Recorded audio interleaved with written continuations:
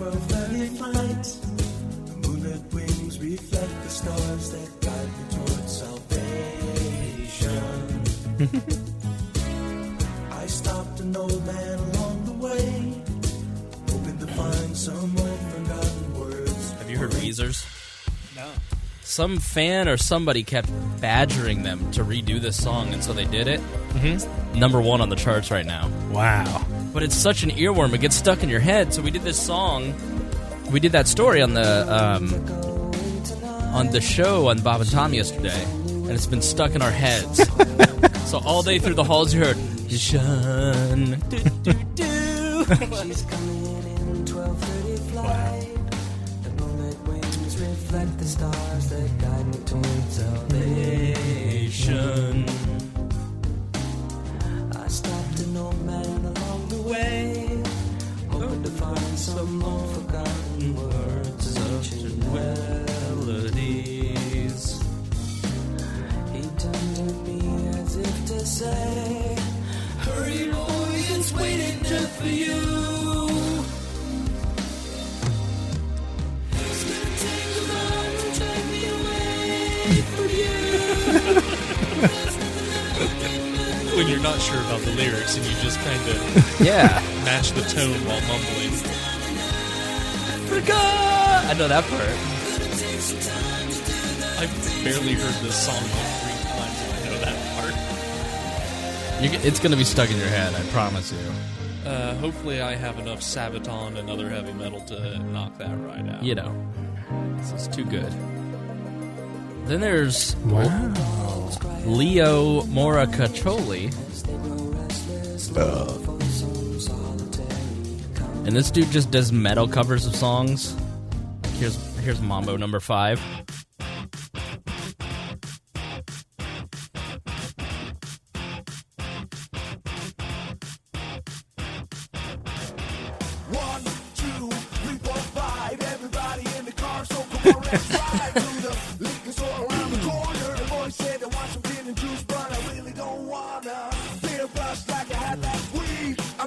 We got another Supreme Court decision.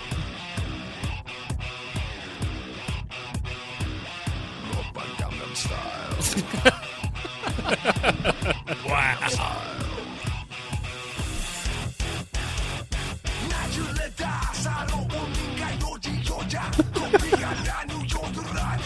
He's Norwegian. Wow.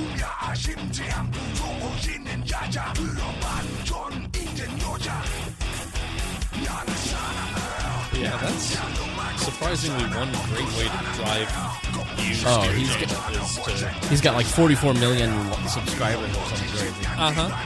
It's absurd how much a metal cover of anything will get you followed. I'm going to do a metal cover of this episode and see how that goes. I'll listen to it.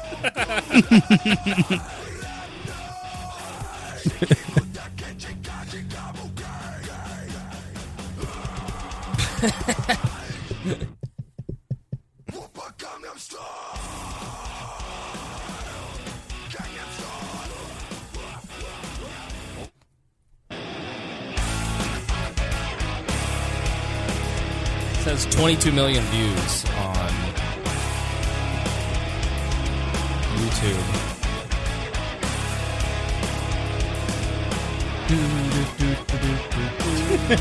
22.1 million.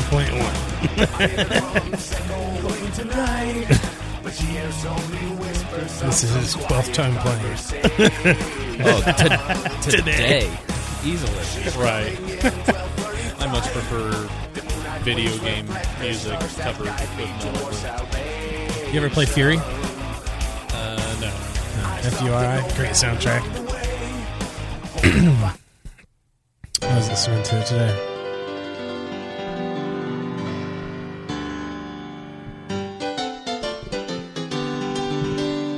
Metal Mario?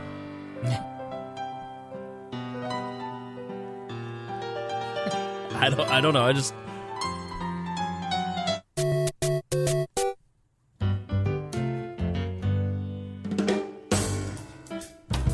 What is he doing? I don't know. I'm not high. Let's see. YouTube. I'm not hot. You had to declare it. I'm not.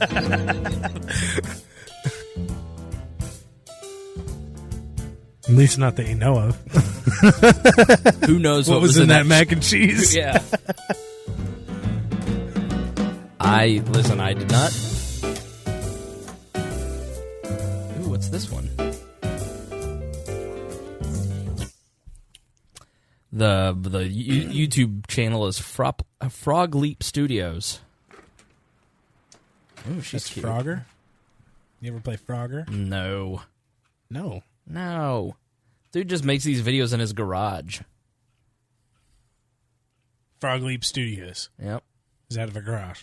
Yeah. In Norway. Well, 2.5 million subscribers. Garages in Norway are like mansions. Hey, Mary, show me that riff. Okay.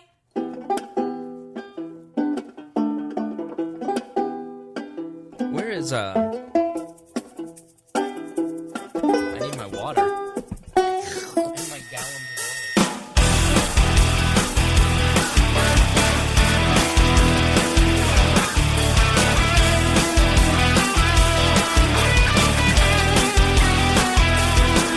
Get a shiver in the dark, it's raining in the park. South of the river, you stop and you hold everything. And then it's blowing Dixie, double 4 times. You feel alright when you hear that music ring. Something he was going to play is too inappropriate for the air.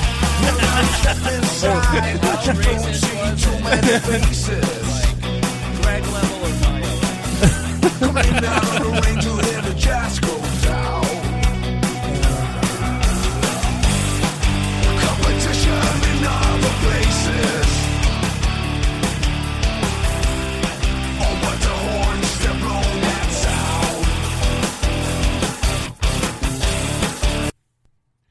sound. We are the Sultans. 699 subscribers on our YouTube channel. We need more. That's it? We need more. We need 1,000 so I can start making money on these. You can't until you have 1,000? Nope. Well, what are we waiting for? And as soon as we get to all you have to do is tell them to. They are going to change the metric once more. Exactly. If you give the command, it will happen.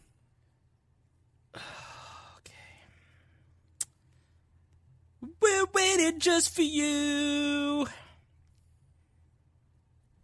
In Africa.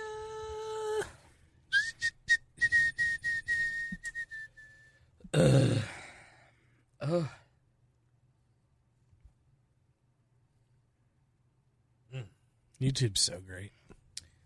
I know. It's the greatest achievement of human knowledge, I think, in all time.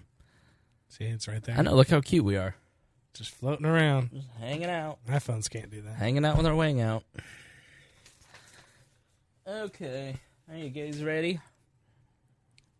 I have nothing prepared. I'm as ready as you are. Oh, good. Ready to go. Did anybody read anything? The menu at Chick-fil-A for lunch? You hateful bigot. Don't worry, I have that covered. Yeah, so. we're covered. He's our new gay insurance. I just like chicken. Yeah. Dang it. Why And am good I the service. gay insurance? Okay? My gay insurance got canceled. Frosted lemonades. Those are so good. Oh. Get the regular chicken sandwich with pepper jack cheese. Okay. Just a touch of spicy, a little creamy. It's delicious. Nice. All right, here we go. Oh, I need to play this. Professional.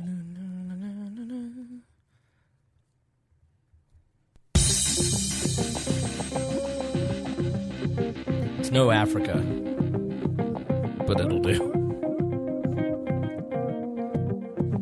Welcome to We Are Libertarians. I'm your host, Chris Spangle. We bring you all of the irreverence modern politics deserves while putting people before political parties. We examine current events from a libertarian perspective with the goal of leaving you better informed. This show is, please be sure to rate and review us on iTunes, like us on Facebook, and subscribe on Patreon. at wearelibertarians.com. In exchange for supporting our program, we give you all kinds of bonus content and free stuff. You get to hear Harry Low-Key Wall. It's an extra show a week, only available to our Patreon subscribers on podcast. You hear the beginnings. I need to get back to doing some bonus shows. I promise I will do that. I'm busy, okay? But we appreciate you. I'll fill you in with... no life. I don't. Please be warned that this show is raw, unedited, and authentic, so the language is sometimes strong and offensive. With me is one of the OGs, Chris Gault, coming back. Hey, everybody. How are you? Good to be back. Nice to have you here. Enjoying Flag Day today. Flag Day. Flag Day, also Donald Trump's birthday. Can you switch Memorial Day and Flag Day? It's the same thing, right? It's Trump troops Right. and the flag. Exactly. Same thing. Trump troops and the flag. That's right. Bad joke. Also I stole here, it from Creighton on Facebook. Paul Copeland. How are you? Doing well. All right. Second appearance. Hope you don't hit that sophomore slump. You're already getting there. What's going on with you? What's going on with me? In what regards? The shirt? You didn't even prepare that. It's like you're No, I'm literally. I just wanted to fluster him because it's funny. Like sophomore slump. He panicked. He was like, "What am I supposed to do?" I apologize. I don't know what to do with my hands. I didn't mean to treat you like my own puppet. But let's be honest. So nice to have two people here instead of just me. I felt that I did okay. I did the last show for the first time ever by myself. I'd never done the show alone. I've done some small, short Chris Spangle shows. Another podcast out there that you can get, the Chris Spangle Show. And I've done some of those alone, but this was 2.5 hours of talking. To yourself. To myself. I honestly was like, I don't know I have no idea how this is going to go. I have no idea what I'm going to do. How am I going to have a conversation alone? And then I didn't shut up. People liked it. Yeah, I got some really sweet notes about the last show. So I appreciate those of you who listened and were impacted by that. And I am already getting notes from people saying I made an appointment with a therapist. So I appreciate that, and I'm glad that I was able to help you. I think that I was able to talk about suicide and depression in a way that is not. It's not wallowing. It's not, whoa, look at me. It's like, to me, depression and suicidal thoughts are like diabetes. Like, you don't just eat candy for dinner. If you have diabetes, you go to the doctor and you get yourself healthy and you do things to make yourself healthy. If you have a heart attack, you don't just go, well, my time's almost up. You go to the doctor, you get medication, you get yourself fixed. But for some reason, when it comes to issues of mental health, we treat it like it's not an organ that is failing. So I try to give you very practical advice. So if you skip that show, I hope that you will go back and listen, because everybody at some point in their life will deal with depression, or they will deal with somebody in their life that is depressed. And I give you very practical advice. And then at the end, I do an okay job. I was not crazy. Looking back, I think I did a poor job of really articulating exactly what I was trying to say, but I repeat myself a lot, so stay tuned. We'll get to it. We'll get another chance. Yeah. I just think that people are living without meaning, and the way that we've structured society it's not giving people meaning. And then the people who do try to help get torn down, like Jordan Peterson.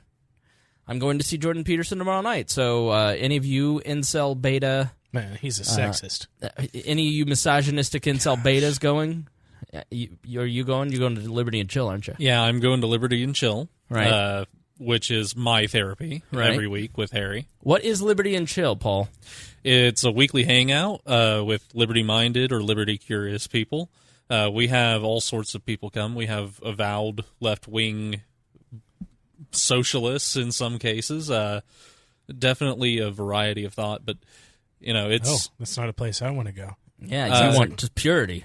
Sounds like China. Well, if you're for Russia. purity, then what are you doing outside the woods of New Hampshire? I'm for capitalism. I'm going to this time next week. I will be entering Pork Fest. Really? 1 week from today. I've always wanted to go. Tell me.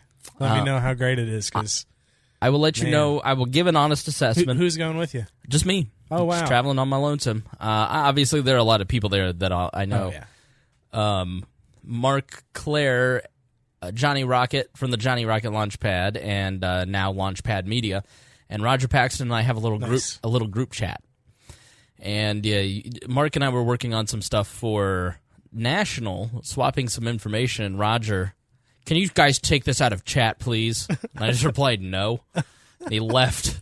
He left like a little baby. He's just busy with Porkfest. So Well, he wasn't. I don't think he was mad. I think he was just busy. see, you should try to smuggle Nice in just so that he can meet Claire in person. No, Claire who? Mark Claire? Mark Claire. No, it's Roger that hates him.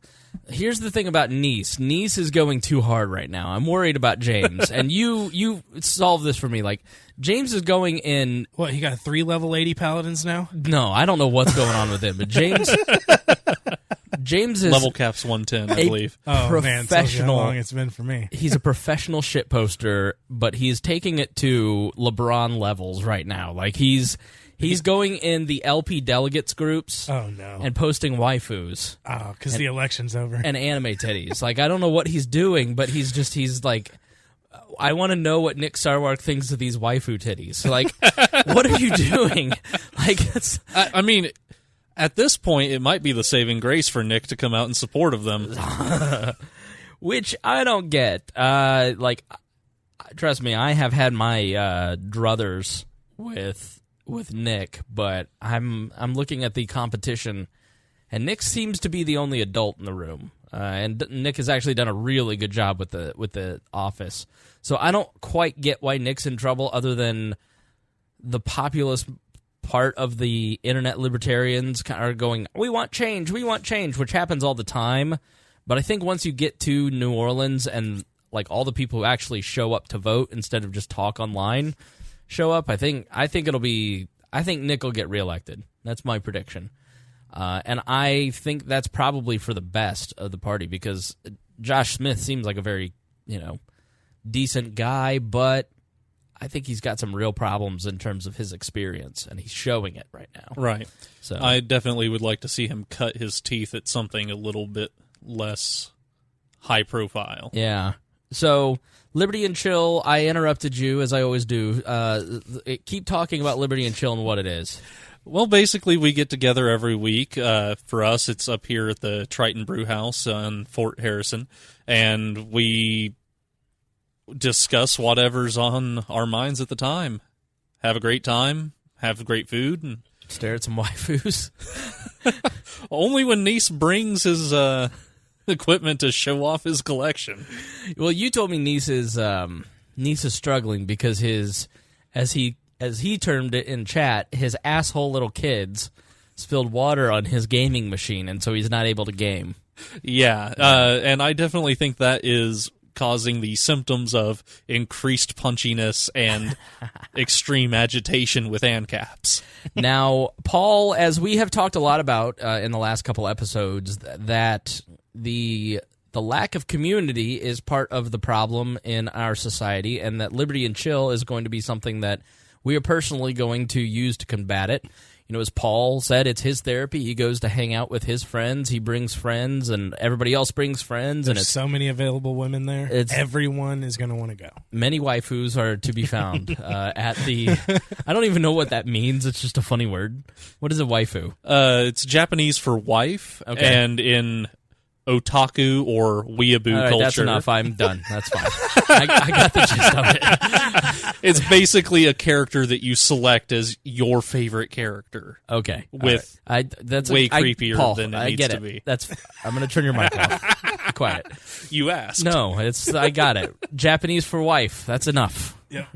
So Paul is actually going to be helping organize some of the Liberty and Chill stuff. Several of you have sent emails. I've given you those emails. I don't know if you talked to those people yet.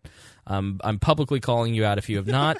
But if you want to be a part of Liberty and Chill and start a Liberty and Chill, then send an email to LANDC, so L and C, at wearelibertarians.com.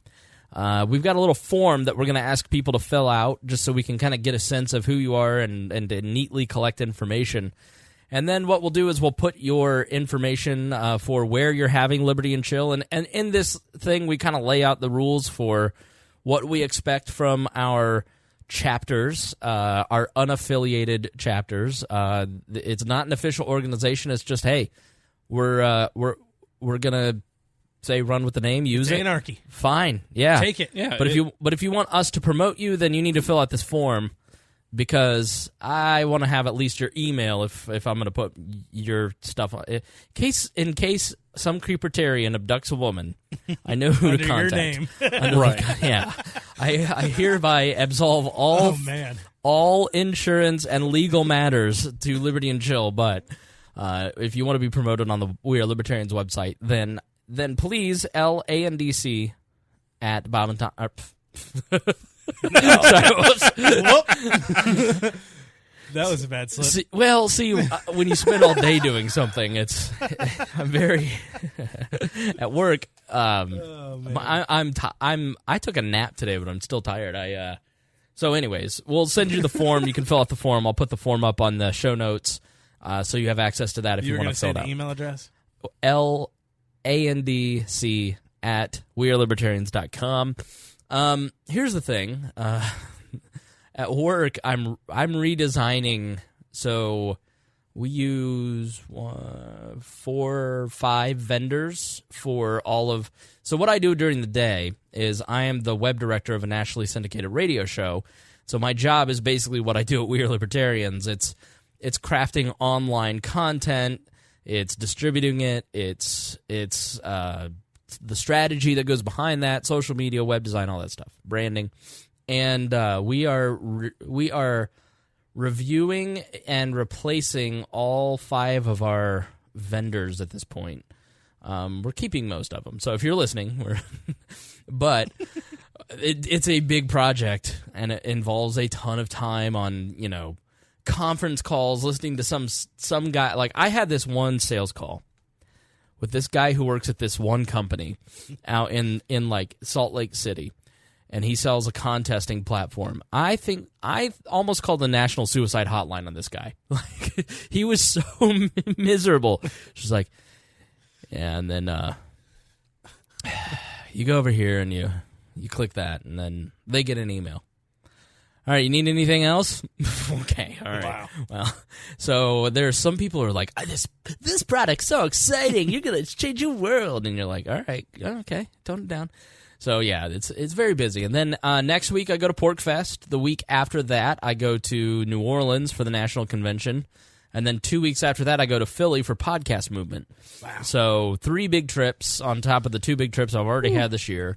I went from never traveling and not liking travel to this is my fate now. So always traveling, still Right. hating traveling. Will you be publishing any content out of those events? Yeah.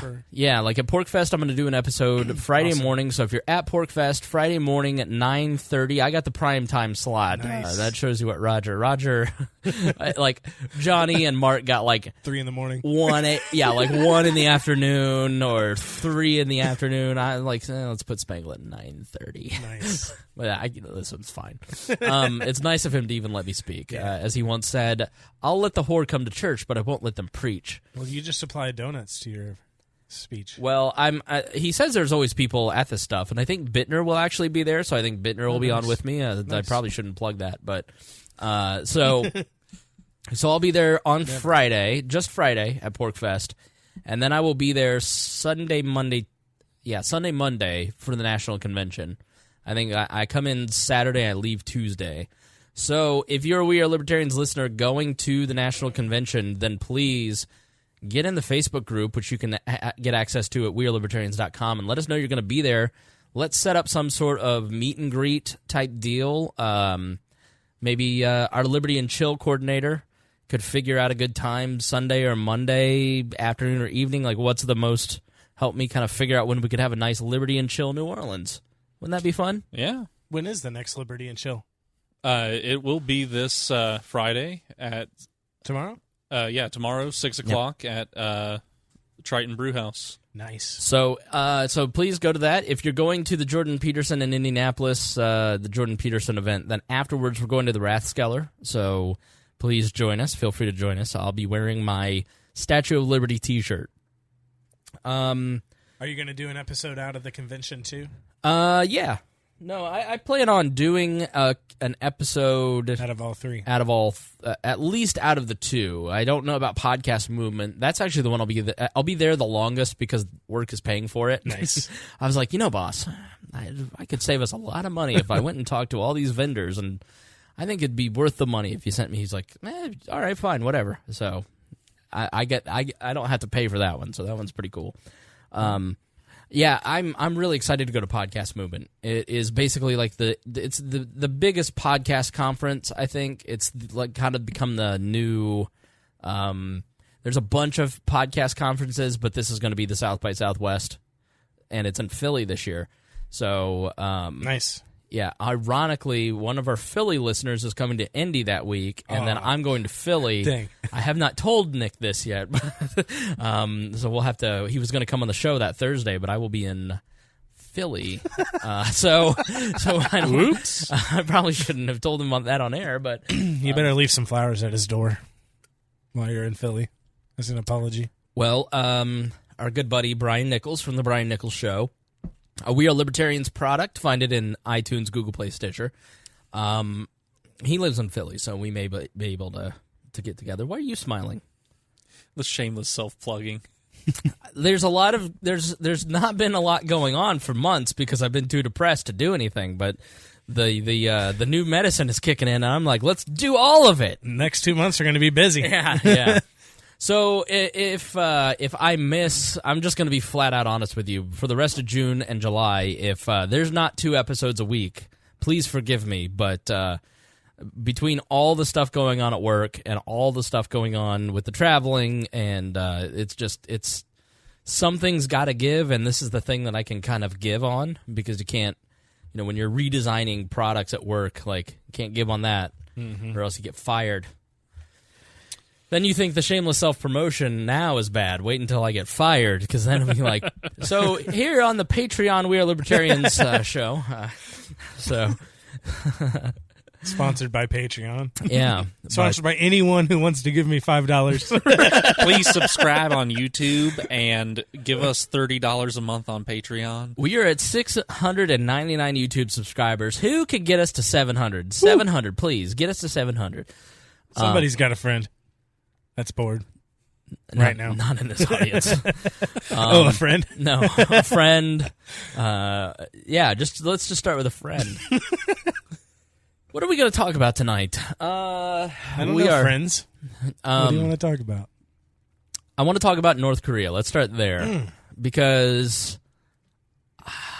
one more piece of, not self-promotion, follow Michael Malice on Twitter.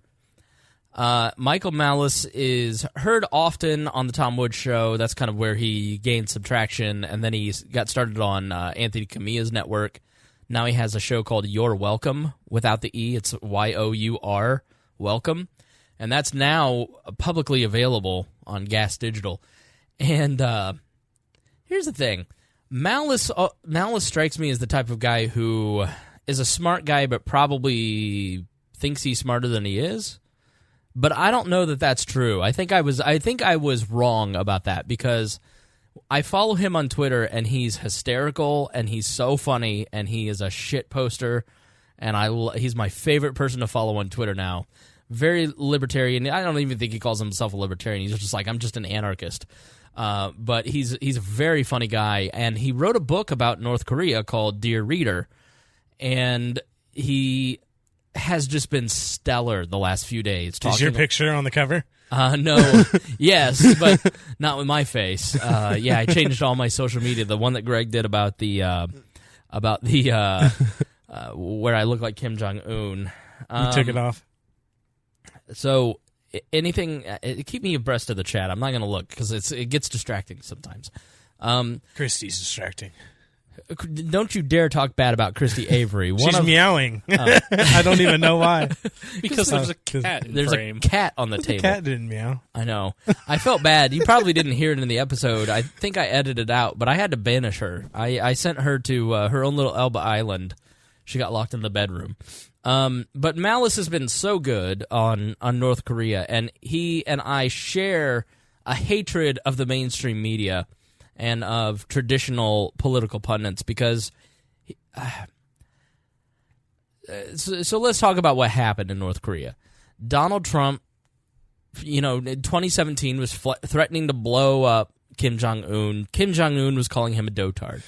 All right, it was posturing. And we said that. Yeah, if you go back and listen to the show, we'll fill you in on all the stuff that happened at all these steps, because we've talked a lot about North Korea. I love North Korea. I am Twitter's foremost expert on North Korean documentaries. He has a North Korea flag flying off of his balcony right now. I love documentaries about North Korea. I'm just fascinated by it. The people seem really nice. I feel really bad that they have this piece of garbage running their country. And so I just... this all fascinates me. And Donald Trump really ratcheted it up, so it got very intense in 2017. And then all of a sudden, they started talking about getting together.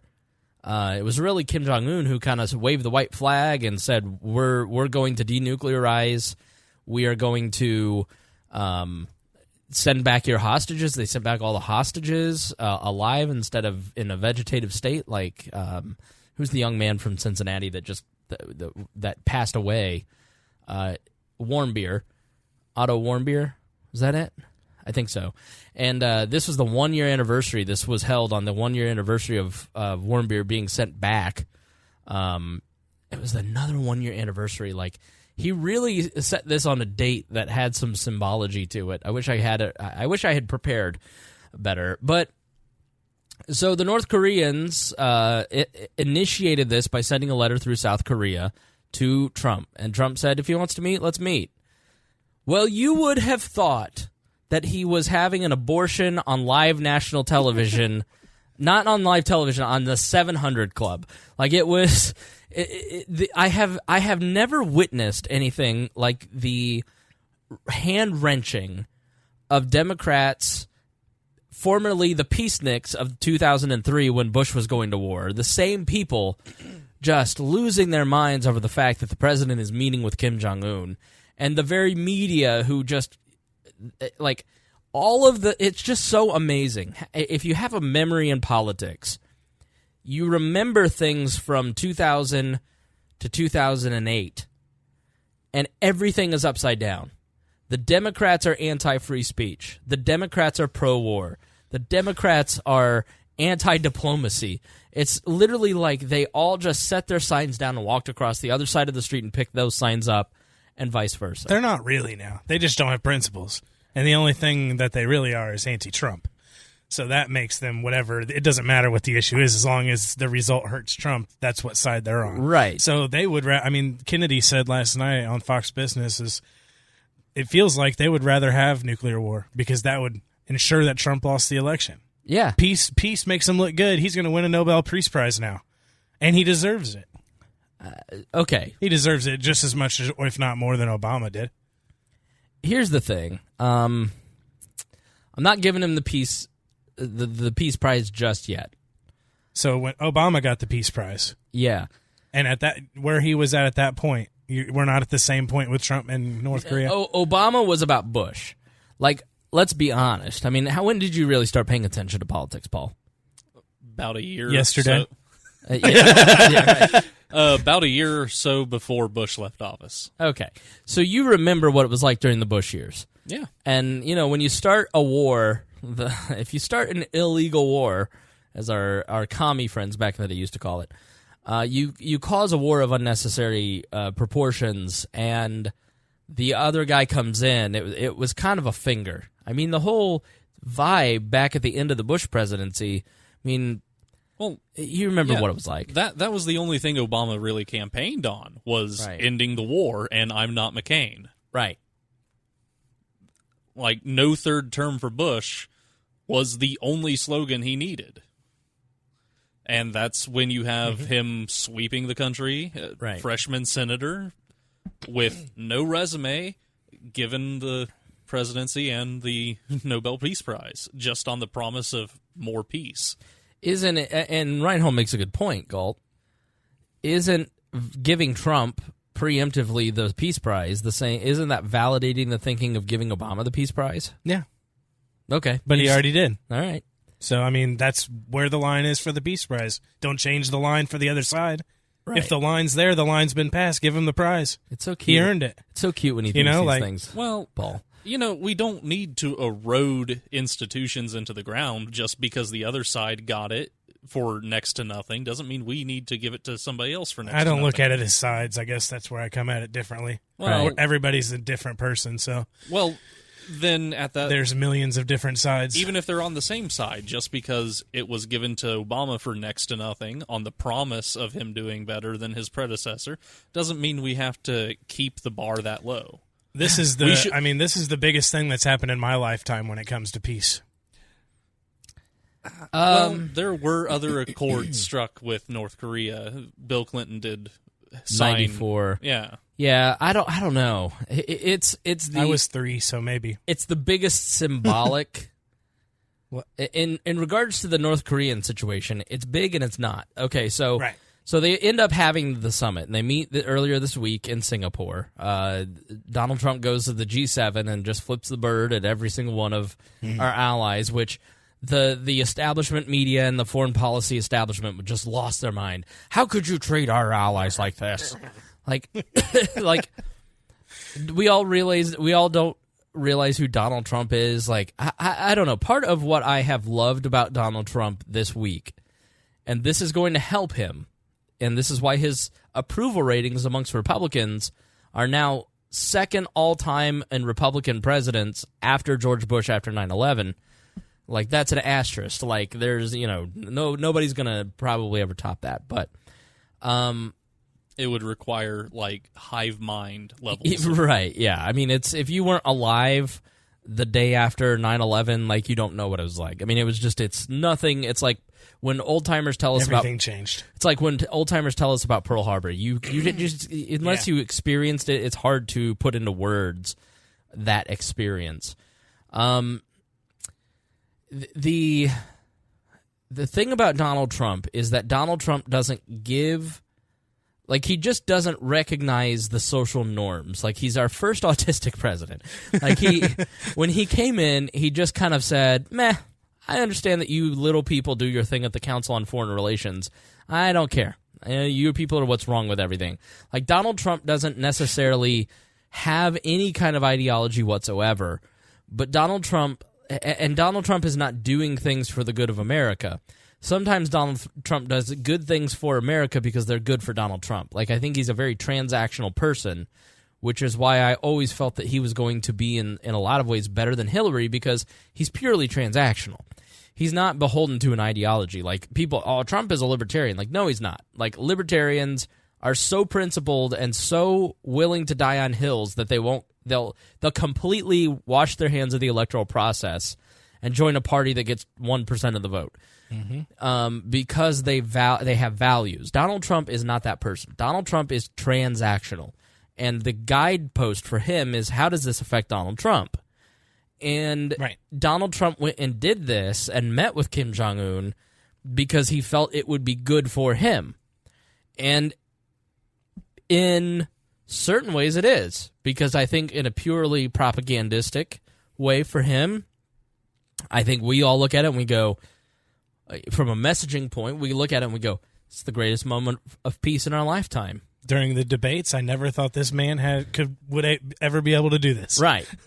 And people who are not sophisticated in politics or who don't follow it will look at this and go, this is very impressive. He's doing this for peace. Now, so I think in the policy, that's why we look at the media and we look at the Council on Foreign Relations people and we go, you people are so out of touch with us. Because they're just losing their minds. Like, I listen to the commentary podcast. It's a good podcast, but they're definitely not libertarians. Like, one of the guys, I think it was Noah Rathman, said in this podcast, like, he took a shot at Rand Paul and libertarians and said this is why they're all idiots. So these are conservatives, they're neocons, they're people who have a very traditional view conservatively of how foreign policy should work. And they're just beside themselves, And then you go and listen to the Democrats like Nancy Pelosi. She's beside herself. And it's because all of these people live and breathe how Washington and foreign policy and how these systems are all set up. And Donald Trump doesn't care. And I think Kim Jong-un is brilliant because he recognized that Donald Trump doesn't care. He's purely transactional. And so when people say Donald Trump got played, I agree. Because I think Kim Jong-un set this all up and is setting it up to his benefit. And I think the whole motivation for Kim Jong-un was to maintain his position.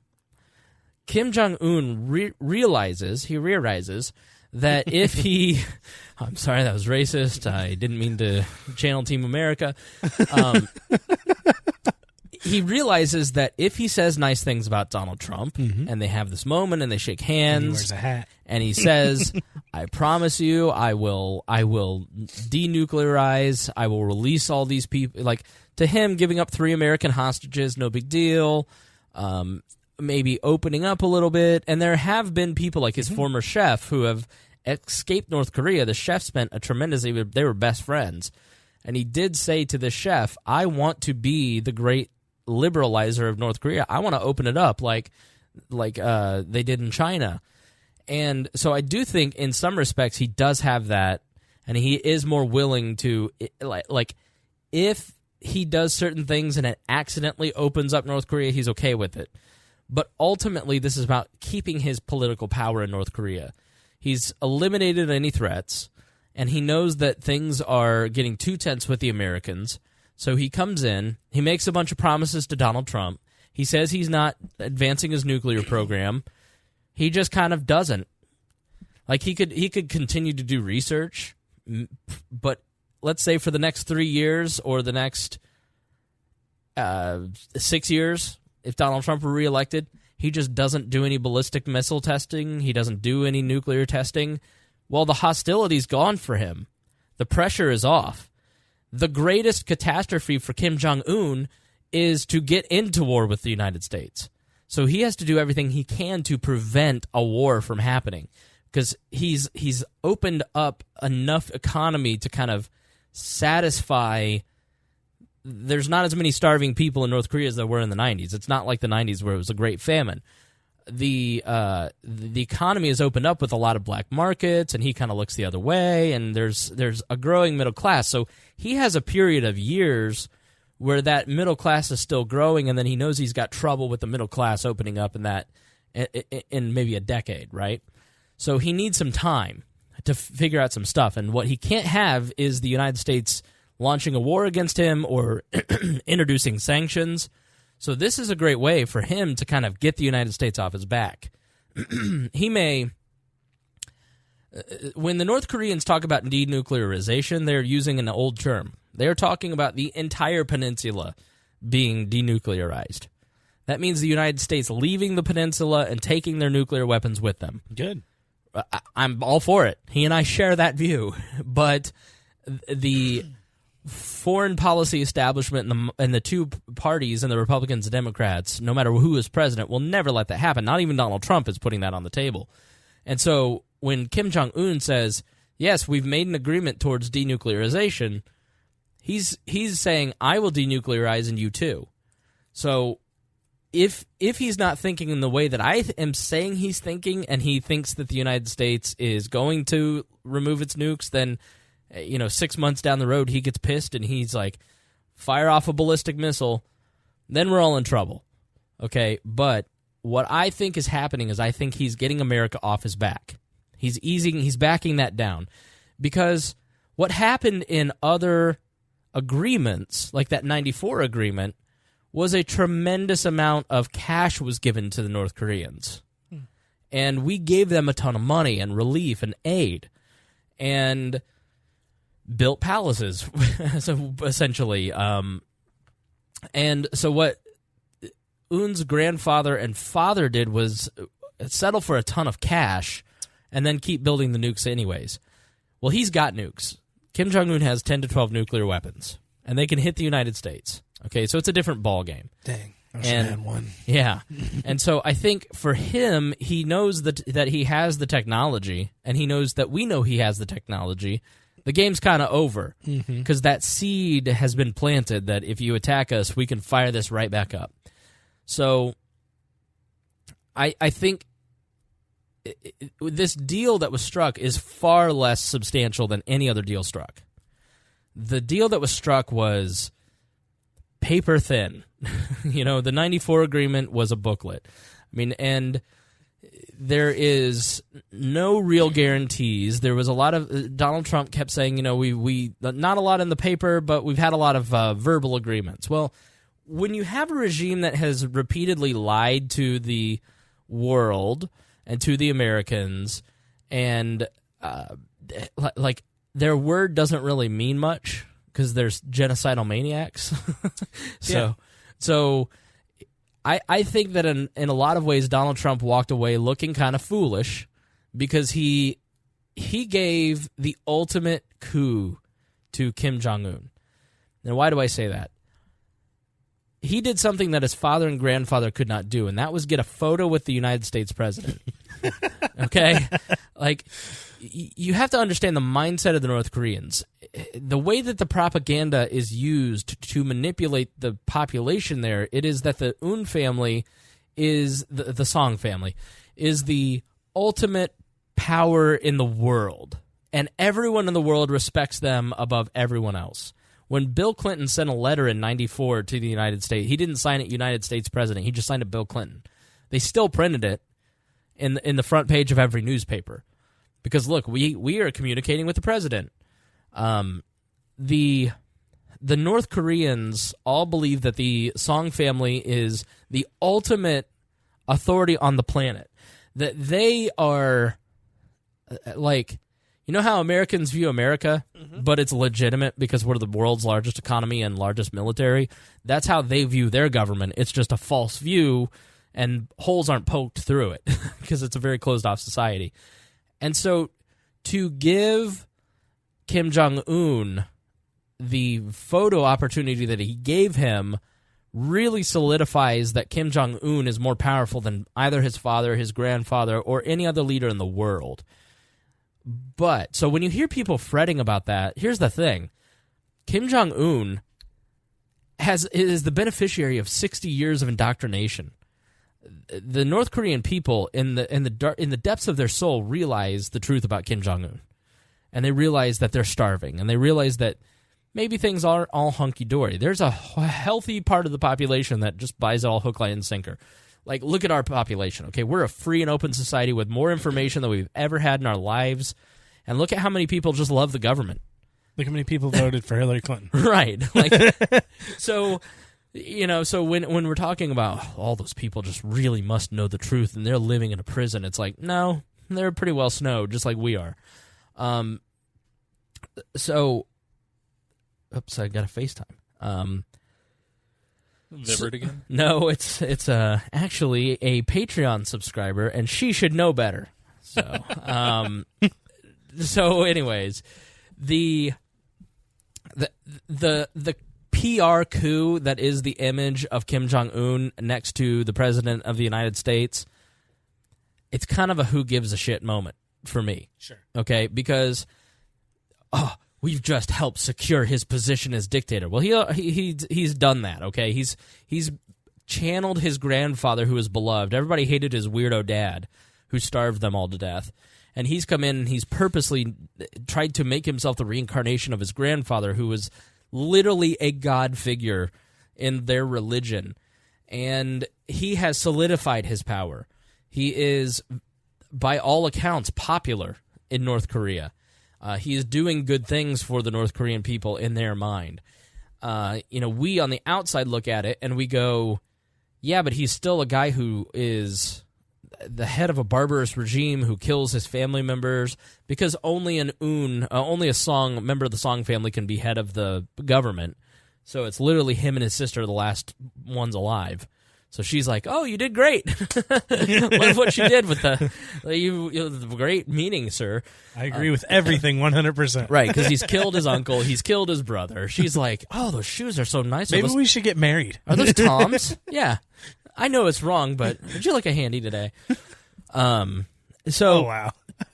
Listen, I don't know what the North Koreans are doing. They're they starve their people to death. So Kim Jong-un is, in my mind, hedging his bets and playing Donald Trump because he's smarter than every one of these other G7 people who are like, I'm going to stand up against Trump and denounce him for the savage that he is. And Kim Jong-un's like, my brother. Did you see Dennis Rodman on TV today with yes. the Make America Great Again hat? Yeah.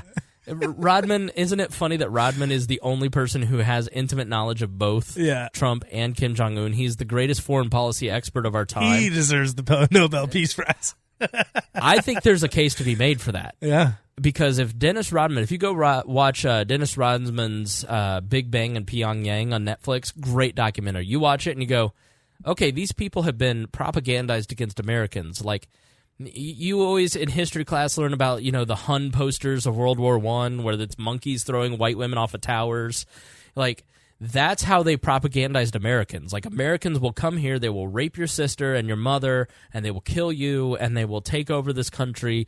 Like, Dennis Rodman took a bunch of Americans over to North Korea multiple times, met with the highest levels of the North Korean government, including Kim Jong-un, and they walked away going, maybe they're not so bad. Allowed in the North Korean press. Like, so I think if you watch it, there's a case to be made that Dennis Rodman should be at least nominated for a Peace Prize, because I don't think you would have gotten to this point had it not been for Dennis Rodman. And Donald Trump. Yeah. Dennis Rodman thinks just like Un and just like Trump. They are purely transactional. They're mentally ill. They are. Dennis Rodman goes, why wouldn't I go to North Korea? Like, everybody else is like, well, he does kill a lot of his own people. He is a dictator. It's probably the one part of the world you don't want to go. He's like, yeah, but why wouldn't I? Like, yeah, he's a fan. He asked me nicely to go. Yeah, he says nice things about me. So I think Un is hedging his bets, playing the long game here, put the missile tests on hold. He has gotten the war games off his back. This is another thing. So we, every April, have these military exercises, which are called war games in the North Korean press. Mm-hmm. And it is South Korea and North Korea preparing to invade North Korea off of their shore. And then we have these bombing runs where we are basically showing them, here's the routes we will take to drop nuclear bombs on you. And Donald Trump rightly said in his press conference that this is provocative and we shouldn't do it anymore.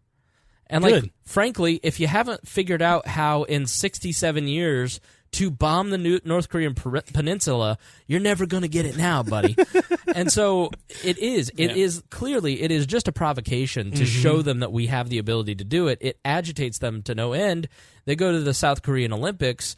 We have this great moment of unity, and then we do the war games right afterwards, and then they light off a ballistic missile. If anything, it solidifies their propaganda, showing our planes flying over. 100%. Thank you, Chris Gault. That is a good point. So it is, when you look at what Donald Trump has done, he has said, I'm not going to play by your rules. Your rules haven't worked. All your rules have done is given North Korea a tremendous amount of our money, and then you spent a bunch of our money on war games, and you made the situation worse. What's it going to hurt if I go and shake the dude's hand and say hello? And then size up the guy and have a conversation with him and actually start talking to him. Well, you'll give him a propaganda coup. Okay. Well, they're going to have a propaganda coup no matter what. It doesn't matter. Yeah, that's the point of propaganda, is you get to control the message no matter what. Yeah. There's no way that they can't spin a narrative. And they've had 60-plus years of spinning narratives to build that on. Exactly. Yep. The only people probably better than them at propaganda is us. Yeah. And we're a free and open society. Yep. So that's why we're a little better. There is something to be said for Donald Trump meeting with a dictator and making him a moral equivalent. Donald Trump, no matter how much you fools want to say Donald Trump is the most evil man alive and talk about him like he's Kim Jong-un, the two men are not morally equal. Okay? Donald Trump doesn't kill political dissidents. He just says mean things about them on Twitter. Kim Jong-un puts rocket grenade launchers to his brother. He didn't feed the uncle to the dogs. I mean, I want my brother to give me those too. Right. Well, no, he didn't give him a rocket launcher. He killed him with a rocket launcher. That's the difference. I don't want my brother to kill me with right. So Donald Trump and Kim Jong-un are not the moral equivalent, and the United States and North Korea are not equal. And so for all of the talk of the United States of America, how we describe our military and our militarism, like there is a difference between the United States of America and North Korea. All right. They are less interventionist, but they are still Kim Jong-un in many ways. I think he's less evil than Kim Il-sung and Kim Jong-il, but he's still an evil dude. He's still running a prison camp of 20 million people. So I do give the critics the point when it's like, why would you want to stand on the equivalency of Kim Jong-un? Why would you want to put the American flag next to the North Korean flag? I get that. I don't give them that.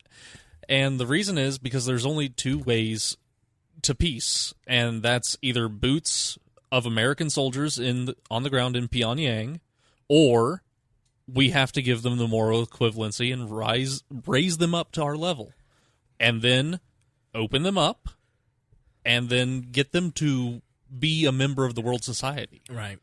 So there is no path that I see. We can continue with what we've done for 60 years of having them isolate themselves. Containment, Yeah, containment. But, that's just going to lead to more generations of suffering. Right. So, unless you're going to commit to an invasion, which at this point, kind of impractical. The time to do that was 20 years ago. Mm-hmm. Or, it's time to kill them with kindness. Right. Fair enough. I agree. And I think that's kudos to Trump, because Trump came in and said this is like one of my top 5 priorities. And Trump has stayed on it and has not let it go. Everything he said he was going to do, he's been doing. In regards to this, yes. Have you ever seen a presidential candidate hold their campaign promises as well? Yes, I have. Still waiting on that check from Mexico. Right. Still waiting for that border wall to get built with Mexican money. Hey, he hasn't built it yet because they haven't sent him the check. No, he hasn't built it yet because Congress didn't fund it. That's why. Waiting on that Mexican check. Right. Vicente Fox is the former president of Mexico. He's the most based anti-Trump person on the planet. He's such a troll, and he's hilarious on Twitter, too, because he's like, fuck Trump, get our money. He's like Borat, or not Borat. What was the one that Borat played? The Saddam Hussein type, Sacha Baron Cohen movie. The Dictator. I never saw it. So anyways... Trump has stayed on this. Trump walked away with far less concessions, and so you have all these foreign policy establishments. And I want to go to something. Thomas Knapp is a really good writer. The Garrison Center, the William Lloyd Garrison Center for Libertarian Advocacy Journalism, and he wrote an article called "North Korea Pelosi versus Peace." And Thomas runs something called the Rational Review News Digest, and it's an email that you get every day, and it's like 40 stories and news opinion pieces. It's really great. Like, it's pretty much all you need to read in the morning. Although, for whatever reason, Thomas keeps forgetting to put We Are Libertarians in the podcast section. I'm sure it's just an oversight. I'm sure it's innocent, and not because we're not pure enough. But I love Rational Review. I've read it for about a decade now. So Nancy Pelosi puts out this statement and about and he writes this: which is worse, the specter of nuclear war or giving the U.S. President Donald Trump credit for significant diplomatic accomplishment? In her statement, Nancy Pelosi's statement on Trump's Singapore summit with Kim Jong-un, Nancy Pelosi makes it clear that a few million incinerated human beings are a small price to pay to keep the 68-year-old Korean War going. Maybe not forever, but just at least until there's a Democrat in the White House. The president... have you heard Nancy Pelosi talk? It's worse than Bill Clinton at this point. The dentures are just... it's awful. Donald Trump in 7 years. Oh, my God. His last year in office. The president. How old's he gonna look? The president handed Kim Jong-un concessions in exchange for vague promises that do not approach a clear and comprehensive pathway to denuclearization and non-proliferation. What were these dangerous concessions, Nancy?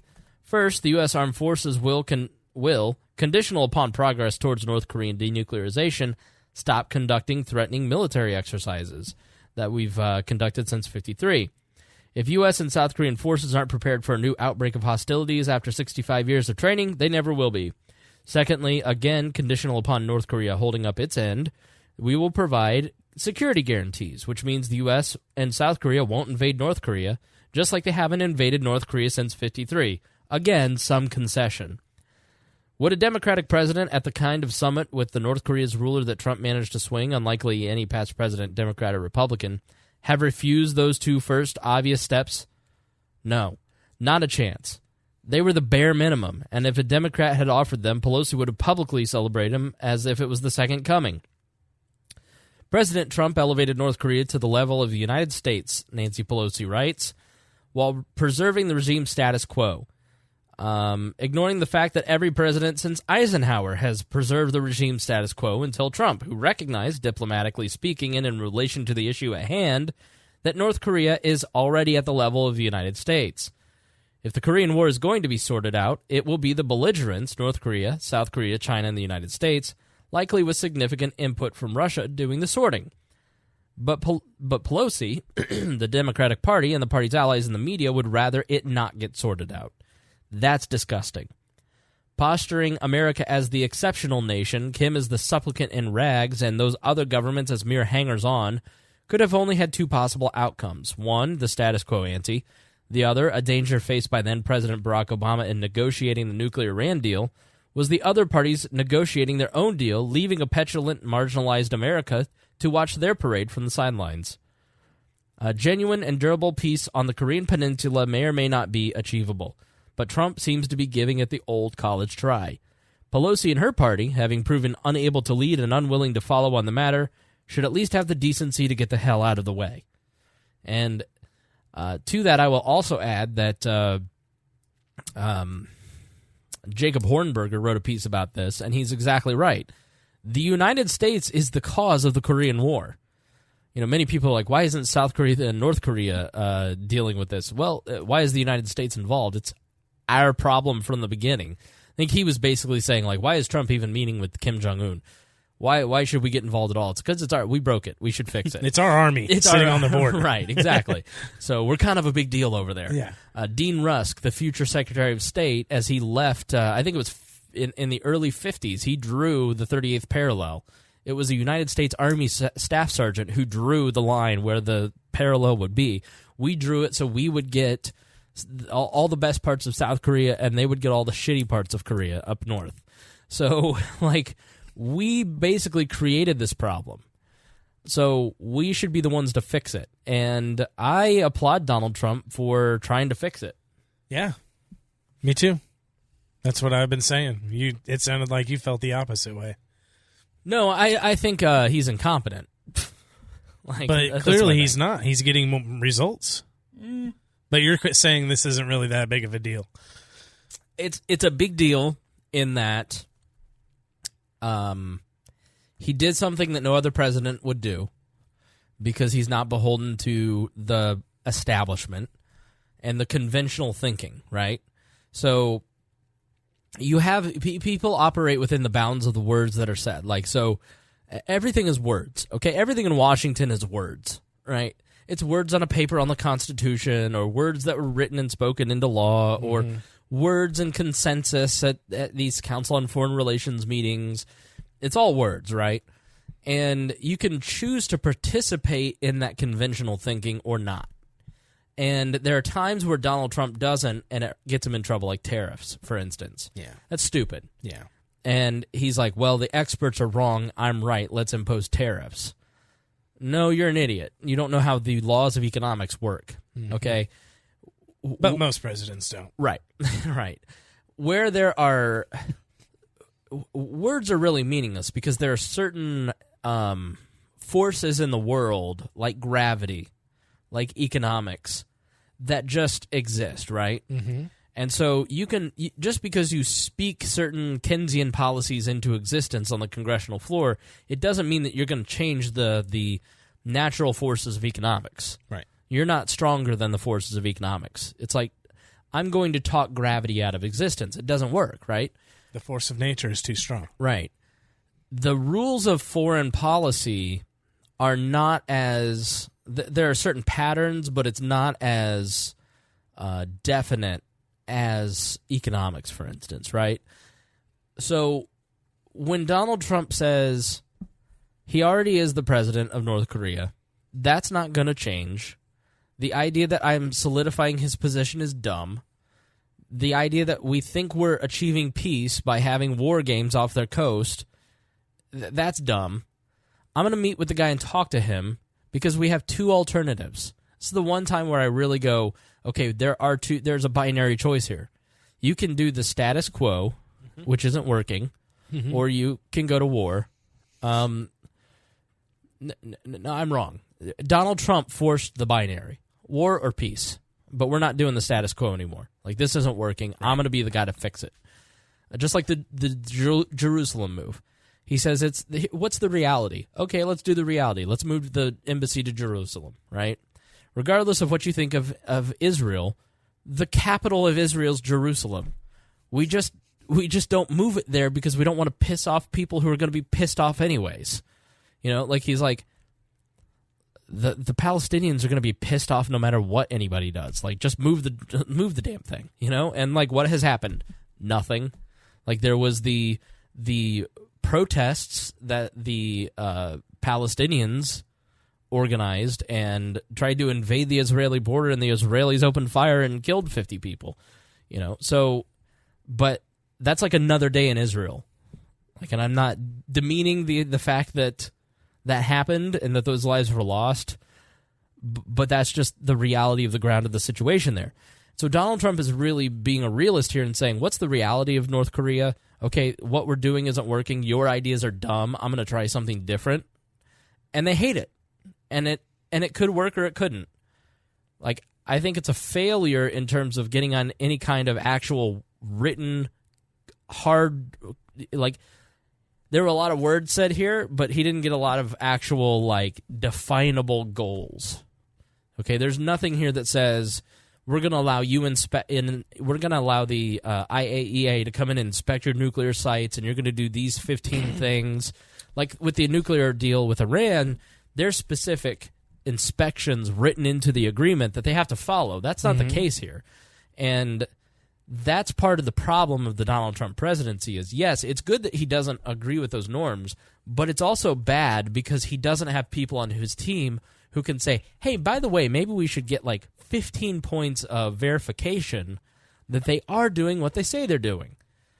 You know, and maybe that comes down the pike. You know, maybe we're all looking at this because when Reagan went to Reykjavik and met with the USSR, he stormed off, and it was like a failure, and it was a total bust.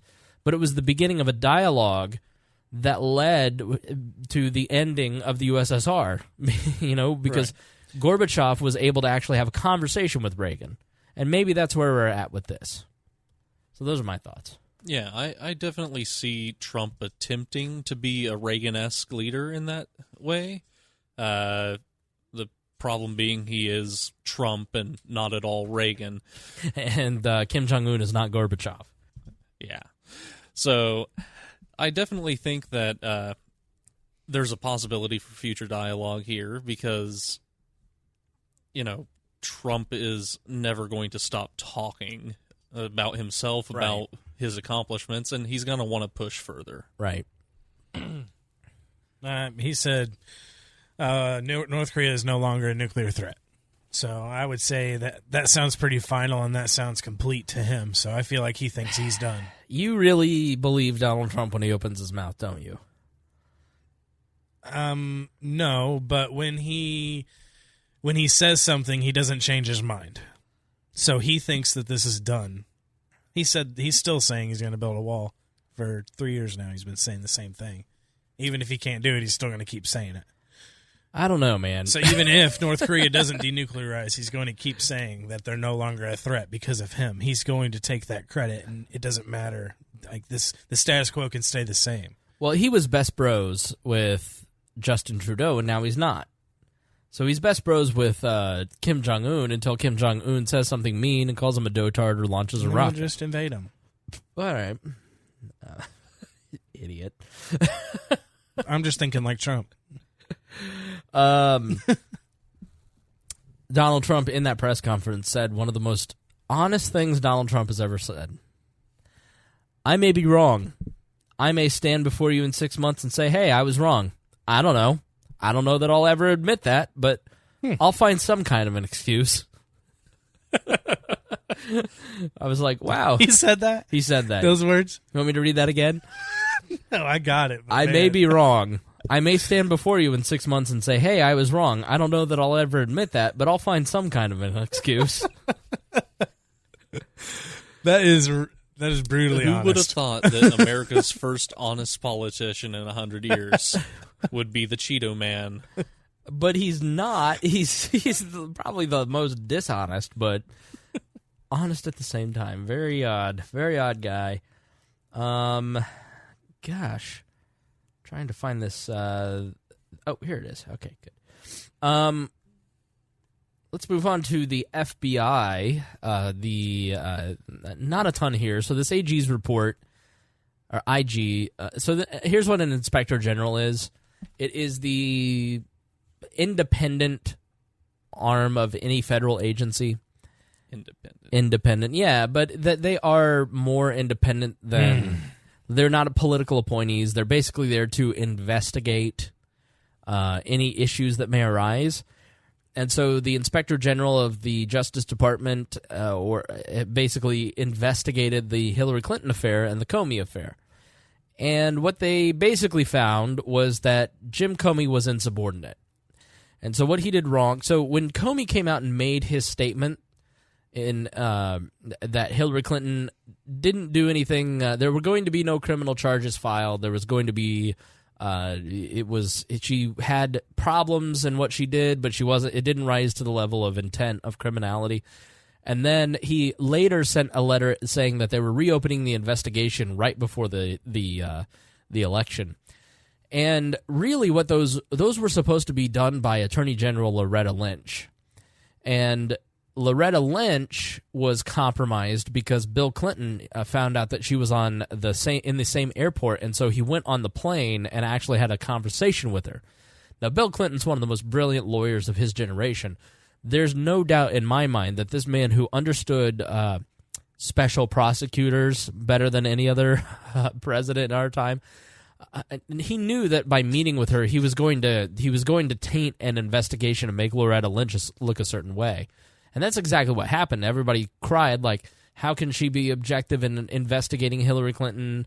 You know, he went on and had a conversation with her about the grandkids, but he knows he doesn't need to actually say anything to her because it's the appearances. He knows how the press works. It was a very brilliant move on his part to try and get some reasonable doubt into the mix. And there's no doubt it was intentional. Like, Bill Clinton's too fucking smart. Like, so Attorney General Loretta Lynch was leading the investigation into Hillary Clinton's emails. And so after that, she had to recuse herself. And she said, I'll leave it up to the judgment of Jim Comey as to what they find.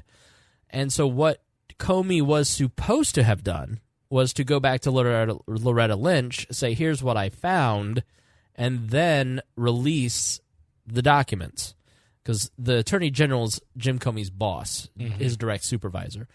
And what Comey did instead was hold a press conference and never looped Loretta Lynch. Imagine, like, you work for a company and you're announcing a new product and you never, like, run your presentation by your boss, and then you just put out the press release. Wow. That's kind of what he did. You fired. Yeah, and so Comey says he did it because Loretta Lynch was compromised and he didn't want to involve her in the in anything because he didn't want it to look compromised because he wanted to maintain the integrity of the FBI. And he did it again when he sent the letter to Congress. And so what it found was that Jim Comey was insubordinate, but that the investigation to the Clintons, it was unlikely, or that it didn't quite appear like there was some lawyerly language in there that basically said, like, we don't believe that political bias was involved in any of the decision-making on the Clinton stuff. But there was like a word that they used that was like, I wish I had the quote in front of me, but it was weasel word. A weasel word. It was a lawyer weasel word, basically.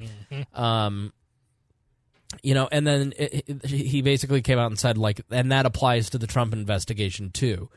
But you remember when we had the Peter Strzok texts and they sounded really fishy? Mm-hmm. So going back to 2016, my analysis of the FBI probe and the Russia investigation has been this.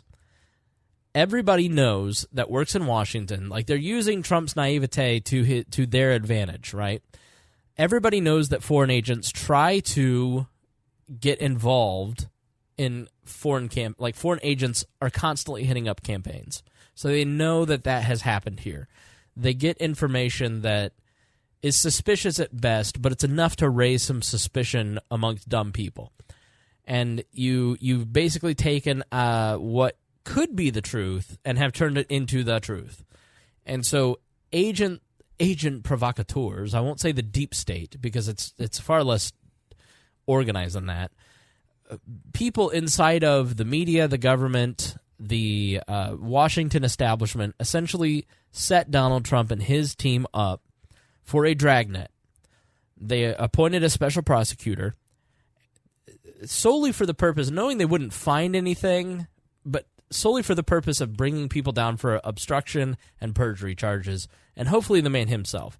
It was always a narrative that was made up in Washington, D.C., and not in Moscow. It was something that was completely concocted by people in Washington, D.C., starting with the McCain team. And if you follow any of McCain's team on social media, like Steve Smith or any of the guys that worked on his campaign, they're insane about Donald Trump. Like, he makes them crazy. It was started with McCain and his team, and then it moved over to Hillary Clinton and her team, and people at the FBI, like Andrew McCabe, who was given a large sum of money. No, let me say this. His wife was running for state house in Virginia. The governor, Terry McAuliffe, I almost called him McAwful, which is what Rush called him in the 90s. Terry McAuliffe was the chief fundraiser for the Clinton presidencies, his campaigns, and is a longtime friend of the Clintons. He was governor, and he gave a boatload of cash to McAuffle's wife, or to McCabe's wife. And so, $500,000 donation to her state house campaign, while he's the deputy director of the FBI looking into Hillary Clinton's email scandal at the same time. Wink, wink. Right. So he's hanging out with Peter Strzok and Lisa Page, and they're all exchanging text messages about Donald Trump, and we get those text messages some point earlier in the year. Well, one was redacted, and I don't know why we didn't see it, and the Inspector General got it. But here's one that was released. Peter Strzok, Lisa Page texts, "Trump's not ever going to become president, right? Right?" Page texted Strzok. Strzok responded, No, he won't. We'll stop it." So, the Peter Strzok, let's see.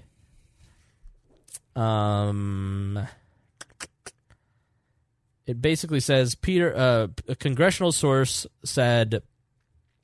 told Fox News that the text was produced to Congress, but Strzok's response, "We'll stop it," was not given to Congress.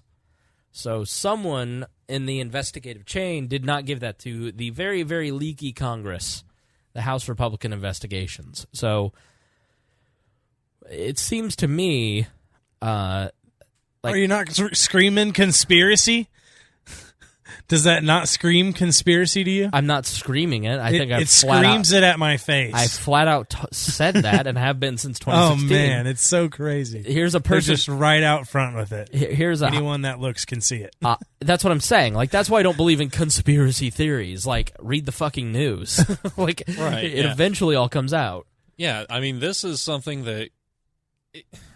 the grand conspiracy theory thing always just rankles me because we can't hide a text message, but we're supposed to hide, 1,000 people planting thermite in the World Trade Centers in 2000? Yeah. The cameras on top of the centers. Building 7. I remember they hid the whole building. I remember, but I remember watching them detonate World Trade Center 7. Like I watched it happen. Like it wasn't a Nothing happened. No, I watched them bring it down. No, you watched nothing. Yes, I literally remember. I watched wall-to-wall coverage, and I remember them saying like, "We're imploding World Trade 7 because it's going to fall on top of the workers," but it's some grand conspiracy. Whatever. Anyways, like to me, there's 1,000 people of security guards and late night workers and the military, CIA. Like how strong are the non-disclosure agreements that people signed? Like because we know how stronger than the peace agreement with North Korea. That's for sure. Like Howard Hunt basically said, "Yeah, we killed Kennedy at the CIA, and George H.W. Bush was involved." Like. People eventually all talk, and like this was so yeah, like conspiracy theories to me in the modern age and false flags, like we know the sarin gas attack in 2013 in Syria was probably a quote-unquote false flag, but we know that, right? Mm-hmm. And it's because in the internet age it's impossible to hide anything. Like it was different in the 60s when you had the Dulles brothers committing the Gulf of Tonkin and coups in other nations. Like you can't get away with that stuff in the internet age. Like, people are too chatty now, and things are too open. And so when you have somebody with investigative authority and the ability to control the fate of 2 investigations, one against Clinton, one against Trump, and one is actively pursued and the other one is just kind of lightly put in a drawer, like, and there's text messages of them saying, "We'll stop him." And lo and behold, all of a sudden they're involved in investigating Donald Trump, and we got to really look into this Russia thing. I have 2 questions. It's not a conspiracy. It's right in front of your face. Like, they did it. This is, like, to me, when Donald Trump said in the debates that he wasn't willing to accept the election of Hillary Clinton, that he was going to undermine her election as president and question the vote, that, to me, was a treasonous statement by Donald Trump. It undermined the very underpinnings of our republic. And what these two did, what McCabe did, and when it all is finally put together, this is treason. Yeah. This is trying to take out a duly elected president using the power of force through the government that you've been sworn that you wouldn't use. So I think this is a... If the narrative of the right and my suspicion are true, these people should be charged, yes, and put through the ring. Where are they? Right. We should have a grand jury right now, right today. Right. Why isn't there another investigation? It shouldn't even take any time after what they just said. Right. And some of the media is implicated, too. Of course. That they were all involved with it to spread that. Exactly. That same narrative. No doubt. So you think Jim Acosta wouldn't jump at the chance to do anything? Like, let's go back to the North Korea thing. Hey, Jim Acosta, you big dum-dum, okay? Jim Acosta is one of the dumbest human beings alive. Jim Acosta is no different than Donald Trump. He is a raging narcissist. He is the White House reporter for CNN, and he is screaming out things at anti-Trump things, basically, at this summit. In the quiet moments, you can hear Jim Acosta like screaming like an animal, and he's constantly, "This is not normal. This is not normal. Donald Trump is breaking all the norms." Like, hey, so are you, dum-dum. Like, you want to talk about norms? Try and be a reporter that actually respects who you're covering. Like, there's no doubt that Jim Acosta has no bone in his body that's neutral towards Donald Trump. Yeah. How can you say that you're upholding you're a White House reporter? Okay, you basically sit in a little room and Sarah Huckabee Sanders lies to you, just as Jay Carney lied to your predecessor, just as Helen Thomas got lied to by 40 different press secretaries. Like, you have a nothing position in the world of journalism. Admit it. Hate that guy. I hate Jim Acosta. Like, Jim Acosta is everything that is wrong with modern journalism. And then he wraps himself in this self-righteous bullshit about how he's saving the country from Donald Trump. This is not normal. Like, no, you're just a jackass. Oh, I hate that garbage. He's garbage. Yeah. All right, sorry. So who investigates the investigators? You said they're independent. You know, they're supposed to be separate from the government. Who do you have investigate them that's neutral, completely neutral, and doesn't pick one side or the other going into it? I mean, I'm not going to lie to you. I think there are people who are genuinely, like, to me, Jim Comey strikes me as somebody who is a grandstander and kind of, I don't know what it is about Comey. Comey is like, he seems like maybe he might be a dumb person or a true believer. I don't know what it is about him, but I genuinely think, like, Comey has this strong sense of what he thinks is right, and it's not because it's not partisan. It's like, this is the truth, justice, and the American way, and it's very hokey.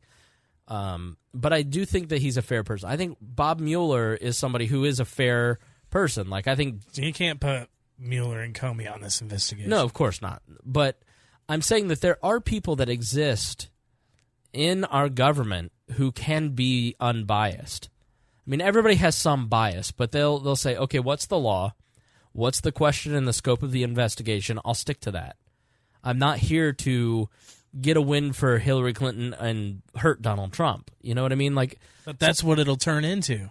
You do a 6-month to a year investigation on something this high profile, you're going to have everyone under the covers trying to buy you out, trying to influence your decision making. But see, the way that it works is something like the Hillary Clinton emails, there wasn't enough attention given to it. And so they got away with it. But everybody was talking about that. It was a pretty big deal. But they weren't following it. Like, here's why the Mueller investigation is on the up and up, okay? And how we know that there's no collusion, right? It's because every time Bob Mueller farts, it's a breaking news chyron on CNN. Right. You know what I mean? Like, there's no place to hide because the media is all over it. And so when there's public attention on these investigations, you get the truth. And you kind of know what's on the up and up. Like, if Donald Trump colluded with Russia, we know by now. We would know. And I'd be all over it. Yeah. I mean, you know how I have felt about Donald Trump. Yeah. You know what I mean? Like, I would love it because it would give us something great to talk about. Right. You know, like Donald Trump, I think, is a garbage person, but I think in a lot of ways, the Russia thing it's not fair. It's not what they've done with this. Like, I'd love to tell you, and so I think people just don't use their brains on the left. They go, which, I know. Any other thoughts on all this FBI stuff? No, I agree with your assessment that, you know, we'll bring him down, we'll stop him from being president. That's treasonous. Yeah. You know, you're interfering with a election. Our vote. Yeah. We're the ones who make the choice, not Peter Strzok and Lisa Page. You know, and just you have the power to. It's corruption. It's all there is to it. I don't know how they're saying there's no political bias. You can clearly read what they're saying. And I hate. Yeah, and anyone can read those text messages and see political bias. So I don't get it. What I hate. Trump does this, and what I hate when he does it because it's dishonest is when he says all of the FBI is this way. Yeah. You know, and I think libertarians love to do this too because we have that anti-government whole bias. Government sucks. All of the government. It's like, well, if government's going to exist in our lifetime, all right, let's just be realistic here. We're probably not going to have and if we have an anarchist utopia in our lifetime, it's because things went really wrong. Nuclear weapons everywhere. Right. And so Fallout over again. Right. And so we're not rooting for that. So since we have government and we need to investigate government and corruption, we have to pick people like Bob Mueller. And you can't be an honest broker when you say everybody in government is corrupt. Like, you gotta kind of loosen it up a little bit and walk away from just that knee-jerk, reactionary, everybody sucks. You know, like, you're giving me a look. Either you have indigestion or... Oh, you're yawning. Okay. All right. He had, like... He was trying to hold his yawn because he was on camera. Paul was trying to hold his yawn, and then I look over, and he's just making this face at me like, oh, no, I gave a libertarian a stroke because I said not all of the government was corrupted. You're giving me the look half of the audience is right now. But there is, you know... it's like you can't just be all against Trump and all for Trump. Like Trump does good things and bad things. It's how everybody is. It's like you're otherwise you're just being tribalistic and you're not being intellectually honest. Yeah, I certainly feel he stumbles into more good things than he does on purpose. But... Right. Yeah, for sure. So I got two articles that kind of dovetail on what we've been talking about. The first is from the New York Times. You're not going to believe this. The New York Times. The New York Times. Frank Bruni, or Bruni, I don't know, is one of their opinion writers, and he wrote this article, How to Lose the Midterms and Re-elect Trump. So over the weekend, I don't know if you heard, but Robert De Niro went on the Tonys and did something very brave. You know, it took a lot of courage for Donald Trump, or for De Niro. For Robert De Niro to stand up in front of a group of Broadway actors and say, fuck Trump. So much courage. The bravery. I haven't seen that much courage. The nation should stand with him in a hashtag. Right. Like, De Niro too. I mean, I think there's a picture of that happening in the dictionary right next to preaching to the choir. Right. It's yeah. So Frank writes this article. Dear Robert De Niro, Samantha Bee, and other Trump haters. I get that you're angry, and I am angry too, but anger isn't a strategy. Sometimes it's a trap. When you find yourself spewing four-letter words, you've fallen into it. You've chosen cheap theatrics over the long game, catharsis over cunning. You think you're raising your fist when you're really raising a white flag. You're right that Donald Trump is a dangerous and deeply offensive man, and the restraining and containing him are urgent business. You're wrong about how to go about doing that, or at least you're letting your emotions get the better of you. When you answer name-calling with name-calling and tantrums with tantrums, you're not resisting him, you're mirroring him. You're not diminishing him, you're demeaning yourselves. Many voters don't hear your arguments or the facts which are on your side. They just wince at the din. You permit them to see you as you see Trump, deranged. Why would they choose a different path if it goes another ugly destination? Of course, this is broader than De Niro, bigger than B, and more about more than profanity. It's about maturity, pragmatism, and plain old smarts, and the necessity of all three when the stakes are this high. Many Democrats get that. Maybe even most do. In the primaries last week and on Tuesday, Democratic voters, by and large, chose House candidates whose appeals were tempered and whose profiles make them formidable general election contenders. They're the best bets for wooing less fiercely partisan voters and snatching seats currently in Republican hands. The results, let's go on to the next one. These candidates are not getting bogged down by impeachment talk, which can sound to many voters like a promise of ceaseless partisan rancor and never-ending Washington paralysis. They're not that frothing at the mouth about Trump. They understand that they don't need to. He's mostly exhaustively, chronically, and psychologically transparent president in the lifetimes of most American voters who already know how they feel about him. What they're less certain about are there alternatives. If you want to make sure that at least one chamber of Congress is a check on Trump, then talk to them about that. And do so in a vocabulary that's measured, not hysterical. Enough with idiot and moron, unless you're directly quoting an administration official. They're schoolyard and splenetic. Enough with Hitler, too. Has Trump shown fascistic... Fuck.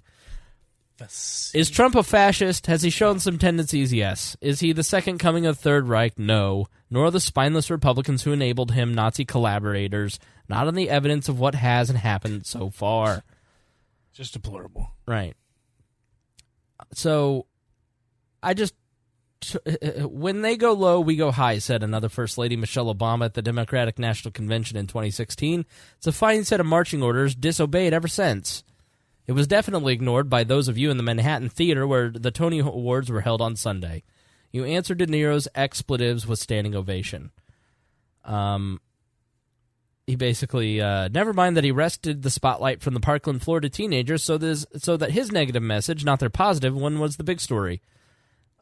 which I didn't even know they were there. Honestly, I missed the Tonys. I know. no. I know. Can you believe I missed the Tonys? So he made the blue wave look iffier and Trump 2020 stronger. Did you mean to be clapping for that? Could not agree more. So, I will say, if you are a Democrat, ignore this article. So this next article is from Forward.com. I know nothing about Forward.com. It says it's Jewish fearless since 1897. You two are making that face again. I love the Jews. I have no problem with them, but that seems like a very odd way to. You love the Jews? I do. I'm a big fan. What about a Canadian Jew? No Canadians. Why? So that's where the line is. It's a Canadian, yeah. You're goddamn right. I'm conflicted about seeing Peterson. What about a Canadian libertarian? Not quite sure that those really exist. Yeah. It might be an urban legend. 97% of Canada lives on the American border. They send their little spies like Alan Thicke and what's the Back to the Future kid, Marty McFly. And their geese. And their geese, their little Canadian drones, those little assholes. Damn cobra chickens. The Canadians have long been planning an invasion of the United States. With their bacon. The Great White Menace of the North must be stopped. Because ham is not bacon. Ham isn't bacon. South Park, Canadian Bacon, all prophetic movies. You've never seen Canadian Bacon. You must. It's one of my favorite movies, one of John Candy's last. All I'm saying is don't trust Justin Trudeau, okay? He's just handsome Bernie Sanders, as Ben Shapiro says. Well, he's just like his father. Right. He wants to rule his little island nation with an iron fist. Well, you have to acknowledge that Castro is his father first, but that meme of Justin Trudeau and Castro, dead on. Yeah, no, they look so much alike. Dead on. I hate to maybe put my hat in the ring for a single conspiracy theory, but if it would be any of them, it'd be that one. That's the one. Yeah. I want his ancestry.com You need his birth test. certificate. 23andMe for Trudeau. Prove that you're not Castor's son. So, not knowing anything about this article, I wanted to read it because I have found myself, my principles have not changed. My values have not changed. Free speech is paramount to me, for instance.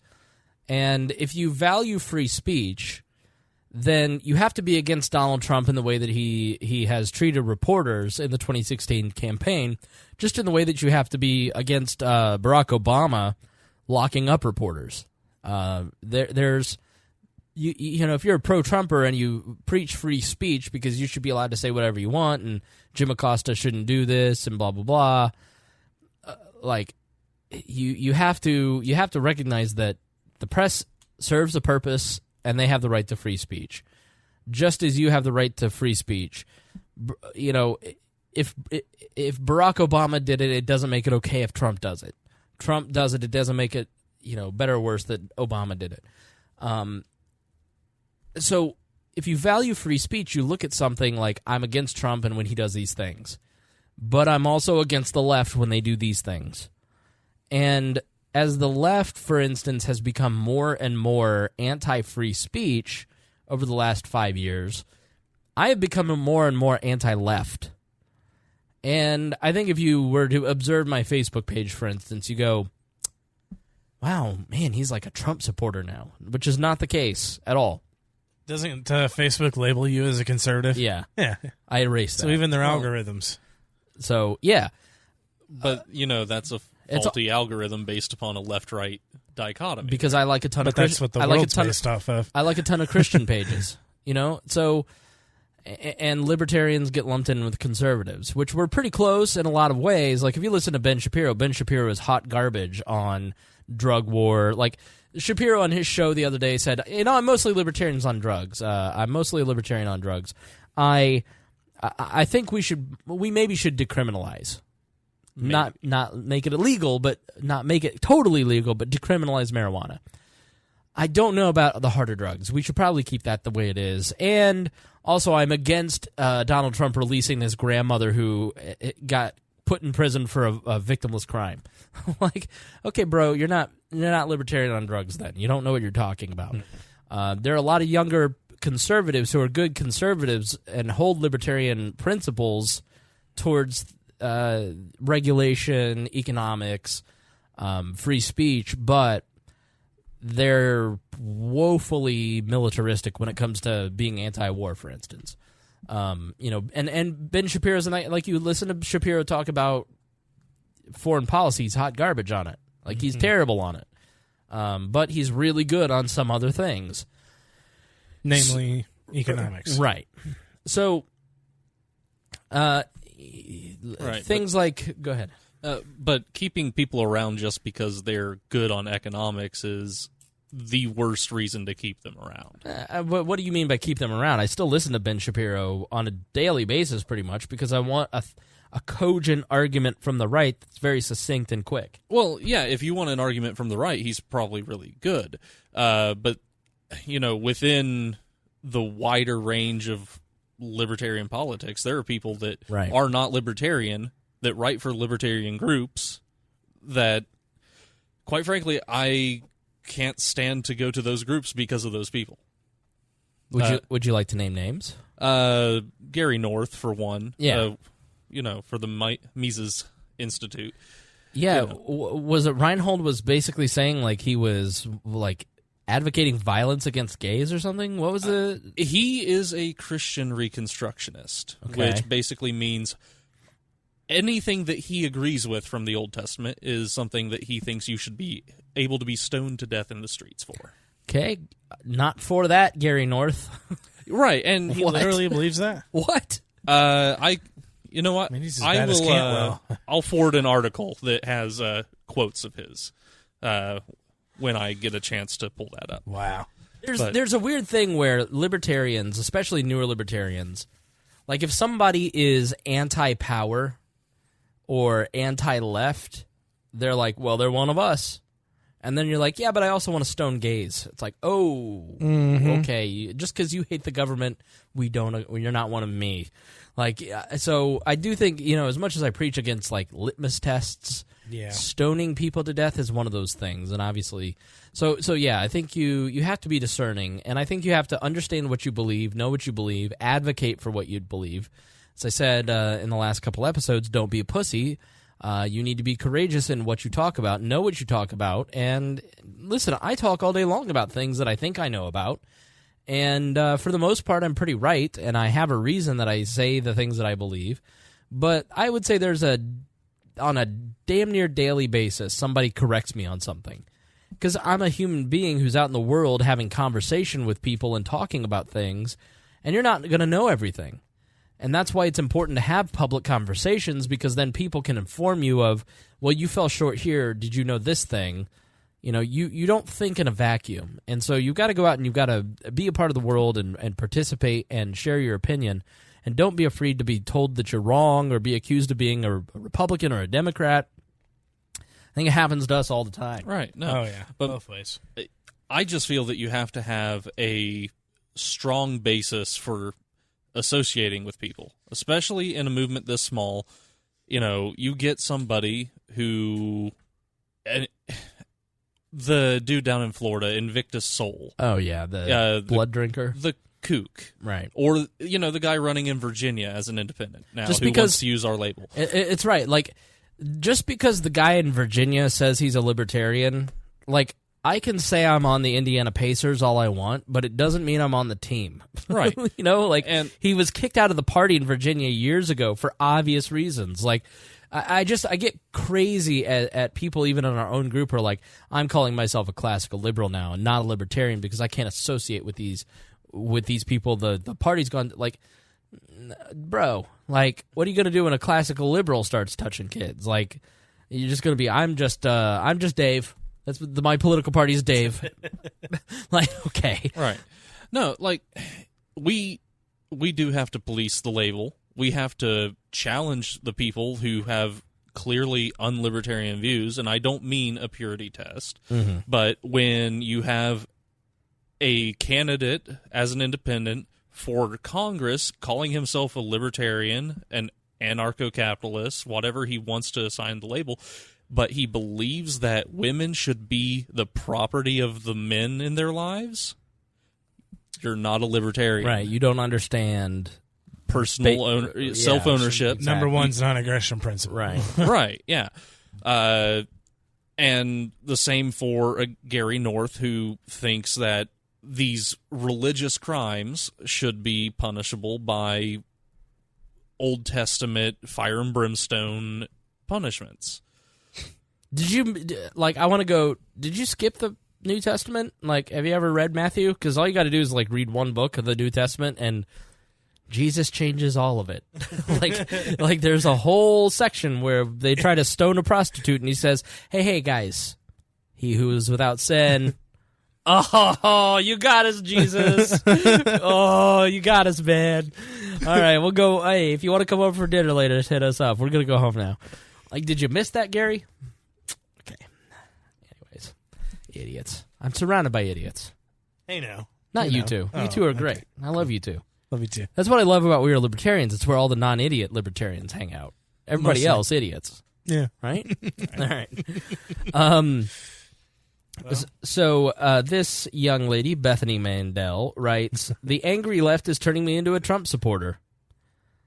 And I will put all these at WeareLibertarians.com in the show notes. Hey, if you want the show notes, I email them out now, and I send them to your inbox. So sign up at WeareLibertarians.com. You can get the email with all the show notes, all the links.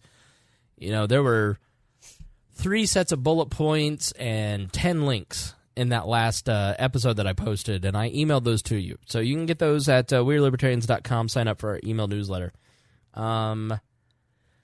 During the election, the deluge of hate that came my way when I expressed my disapproval of then-candidate Donald Trump was so violent that I purchased a gun. But these days, the vitriol is coming from the other side. Chance the Rapper, for example, was eviscerated online for suggesting that black people don't have to be Democrats, and eventually pressured into apologizing. His comment came after Kanye West faced a firestorm of criticism and after tweeting in support of Donald Trump. Earlier this year, country singer Shania Twain, a Canadian, also felt the need to apologize for stating that, were she an American citizen with voting rights, would have voted for Trump. This is what I've said all along. Like, Donald Trump has gotten what he wants. We're all judging, like... If you would vote for him or not. I'm like 50-50 on Trump, okay? And so nobody knows how to take me. Do I hate him or like him? Right. If I were wearing my MAGA hat, then people would know how to associate with me or not. Like, it's so weird that one person has become, like, it's just so odd to me. Expressing anything resembling support for the Trump administration has become nothing short of taboo. And while these backlashes are hardly the same as tweets I would get threatening my family during the election, they do raise the question, should Americans really be publicly shamed and bullied into apologizing for stating that they support the President of the United States? No. There is more than a chance that this could spectacularly backfire. During the primary season and general election, I was a vocal conservative against Trump. I could not fathom how anyone could possibly support such an oaf, such a bully for president. But I'm starting to understand. And I'm in the same boat as her. That's why this article really spoke to me. Because I'm starting to get it. You know, people like Greg who were Trump friendly, or Tad, or not Rob Kendall. Rob did it. But from the beginning. But like Tad was always like, Tad and Greg were always like, you don't see what's out there. Wait till it's mainstream. And I remember, like, every time we talk about topics, Greg would be like, we should talk about campuses. I'm like, yeah, everybody's talking about that. Like, it's dead. Like, whatever. And he was right. We should have talked about it because it was such a coming wave of what society would turn into in 2 years from then. Yeah. Follow Greg at athwarthistory.com if you're interested in following up on what he's doing. Plugged. Yeah. Post articles every day. I don't check it out, but Very smart fellow. Unpaid advertisement. That's right. Well, it's the least I can do. Literally, the very least. Before the election, one of my favorite writers, by the way, she mentions one of my favorite writers. I fangirled when she wrote this. The Atlantic's Connor Friesendorf published a dialogue he had with such a 22-year-old Trump supporter living and working in Silicon Valley. How could such a man possibly support then-candidate Trump, was the question Friesendorf put to him. For me personally, it's resistance against what San Francisco has been and what I see the country becoming in the form of ultra-PC culture, the Trump supporter told him. That's where it's almost impossible to have a polite or constructive political discussion. Disagreements get you labeled fascist and racist and bigoted. This backlash against political correctness is what got Trump elected. Not only do Trump's voters continue to believe his level of political correctness is correct, but surveys consistently find the highest correlation between being anti-PC and supporting Trump. Stronger even than feelings about immigration. So basically, it's like the motivating factor that somebody supports Trump because he's fighting the PC leftists. I'd say that's probably a big part of it for you, isn't it, Gault? Oh yeah, definitely. Like would that be what's your number one reason that you really are favorable towards Trump? I wouldn't go as far as saying that you support Trump, but you are favorable to him more than I am. Draining the swamp. How's that going for you? Yeah, it's still a swamp, but hey, I mean it's definitely a changing landscape. It doesn't look exactly the same, which is what I want. I just want to change. Like term limits would be nice if we can get that while he's in there, because he's the only president that's ever said term limits for Congress. So that would be nice. That'd be a victory for me. Things like that, just changing the status quo. Every primary, I always seem to pull a different party, but it just depends on how many status quo candidates I can vote against. Okay. So that's pretty much, Hillary Clinton was the embodiment of the status quo. Absolutely. So that's the reason. That's the main reason. What would you say your relation to Trump is? How do you feel about him, Paul? Well, I'm generally not too favorable of his demeanor, but like I said earlier, he seems to stumble in every once in a while onto a decision that is agreeable to me. Gorsuch being like the fallback go-to, like it's $60 in your paycheck is helping too. It's stuff like that where you're like, okay, got some good corporate stuff. tax rate, nice. Yeah. I mean, there are certainly things that I think he's done correctly, but probably for the wrong reasons. Right. And, I don't let myself fall into the trap of, he's anti-PC. Okay, I hate PC culture. So, I hate PC culture with a burning passion, but I don't allow myself to fall into lockstep behind somebody because of that. It's like single-issue voters. Like, I've never understood single-issue voters because you will violate 10 principles and values that you have for the sake of one because you're so intent, I'm abortion. I'm pro-life, and so I'm going to vote for this guy who's going to invade Iraq and kill because that's not important. An order of important. Right. So I've never understood the single issue voter, and to me the PC culture, the reason they support Trump is that's single issue voting to me. I get it. Sure. I hate it, but that's what it is. The first reliable predictor for if someone would vote for Trump was party affiliation. The second was too much political correctness in this country. That was a statement that they agreed with. Third was I watched Jordan Peterson. Right. Exactly. She goes on to talk about the move to Jerusalem. Let's see. By PC culture, I don't mean things like the very positive fact that we can't call minority ugly epithets anymore. I mean liberals defining what counts as appropriate speech and demanding fealty to these standards, such that every perceived wrong step, every comment they don't like, is turned into something as egregious as the N-word. That's very, very true. And this is where people who like me, who I would say is definitely in the world. I think if you're a libertarian, I think you're a moderate politically because you're kind of in between the two. You see the good and bad of both. So, like, you may not be a moderate in policy, but in terms of politics, you're more of a moderate. You're more of an independent. And, you know, I just look at it and I go, okay, like, nobody wants to say the N-word. Maybe there are some people, toothless in Madison, Indiana, who want to say it, but, like, by and large, like... Only when I'm rapping.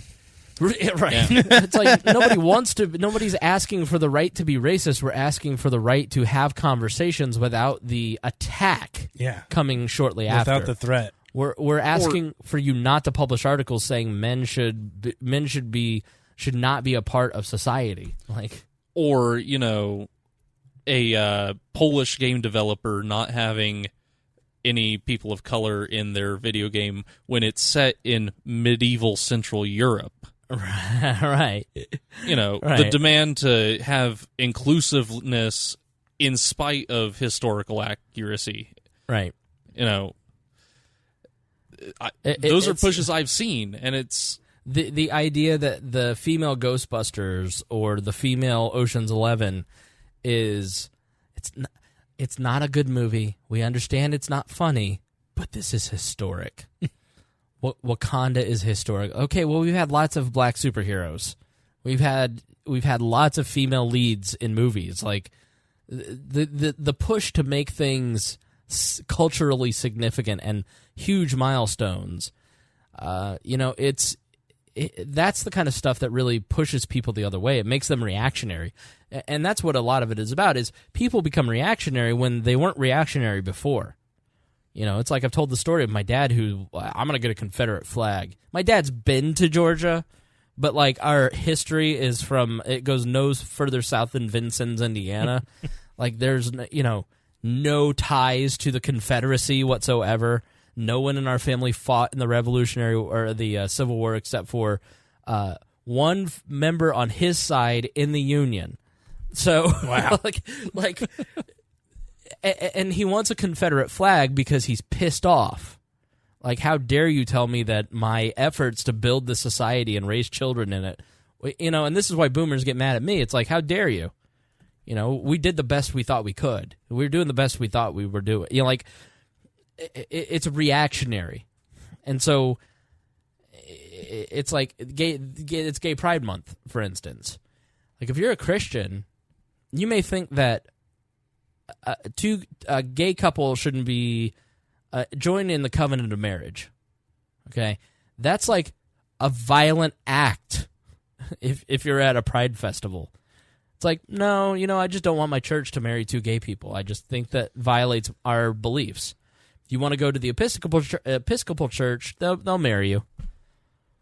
That's not good enough. No. Like, you have to wage jihad to... Every baker has to make a gay Every church has to marry a gay couple. like it's to the point where people are like, it's hate speech to not want to suck a dick. I'm not even joking you. Like, I read articles probably once every couple months where it's literally like some gay rights activist blogging saying men and women who don't want to have gay sex are actually homophobic. It's wrong. Everyone should. Is bi. Yeah, the new flavor of the month is if you can't have sex with a woman who has a penis. Right. It's like, what? I don't want to.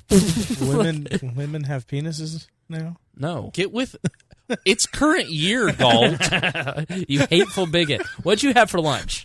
The Chick-fil-A. Oh my God. Get out. Oh my God. I did. Get out. It was so good, that juicy moist chicken. Oh, it's so good. I love it. So, wait. I thought you were against having cock in your mouth. Oh. That's a good one. That's good, Paul. It's very good. And it should be noted, you know, what are you wearing, Paul? I am wearing a Pride T-shirt that the vice chair of the LPMC, the Marion County Party, designed for our Pride Festival last week. Looks like a porcupine to me. It is a porcupine. Oh. It is the Liberty porcupine with pride colors. Which is a rainbow. That's right. All however many stripes there are. Rainbows was started as a symbol of God. It was. How'd they steal that? I don't know. I used to love rainbows. It's got let's put Bob Mueller on it. I know. Special counsel. Yeah. No, I just...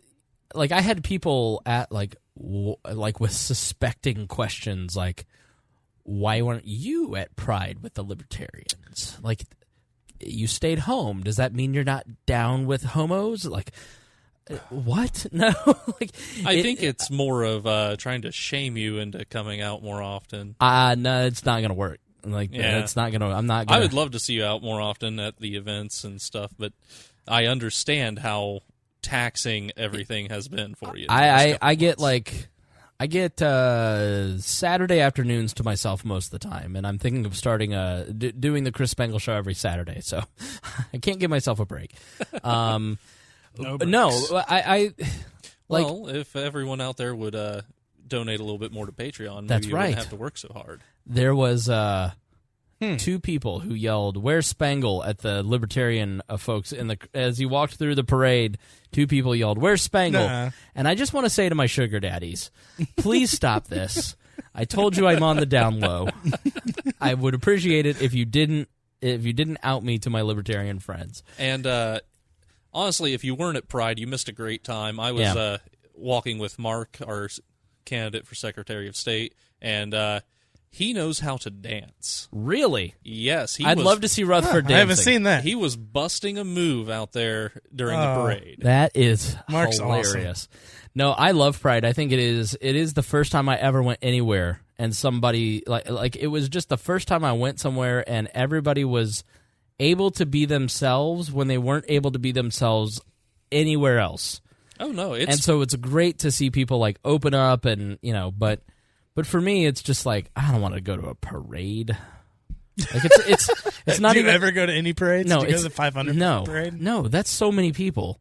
Like I'm not an introvert, but I get very worn out by social cues. So like I'm like the opposite of libertarians. Like I'm what's called a highly sensitive person, and what that means is that I pull in so much data. Like as we're sitting here, my brain, even as I'm reading this stuff, is feeling everything that you put off. Like I can tell when Paul's a little bored or I need to go to him and engage him in a question because his mind, like I feel it all. And so if you're in a big crowd of people, I get tired. Like It's it like a wears me superpower. out.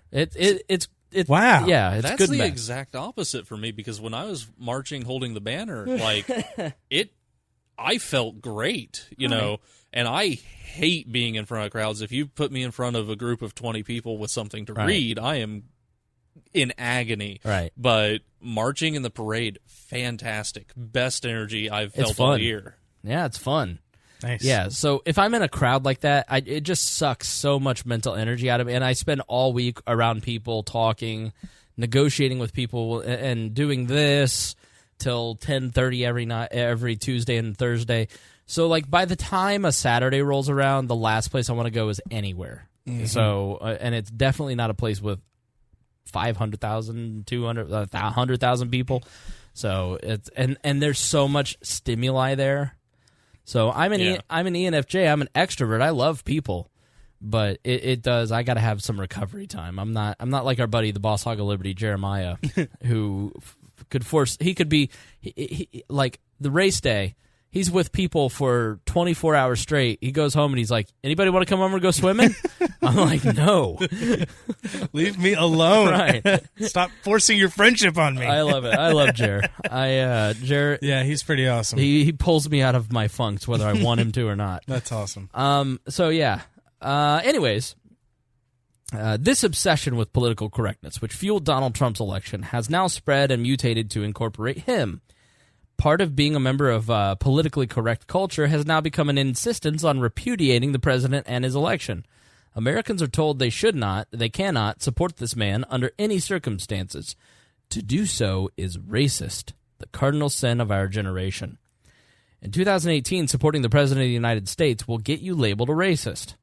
Liberals point to things like new policy on immigration which separates children from their parents, comparing it to the Nazis.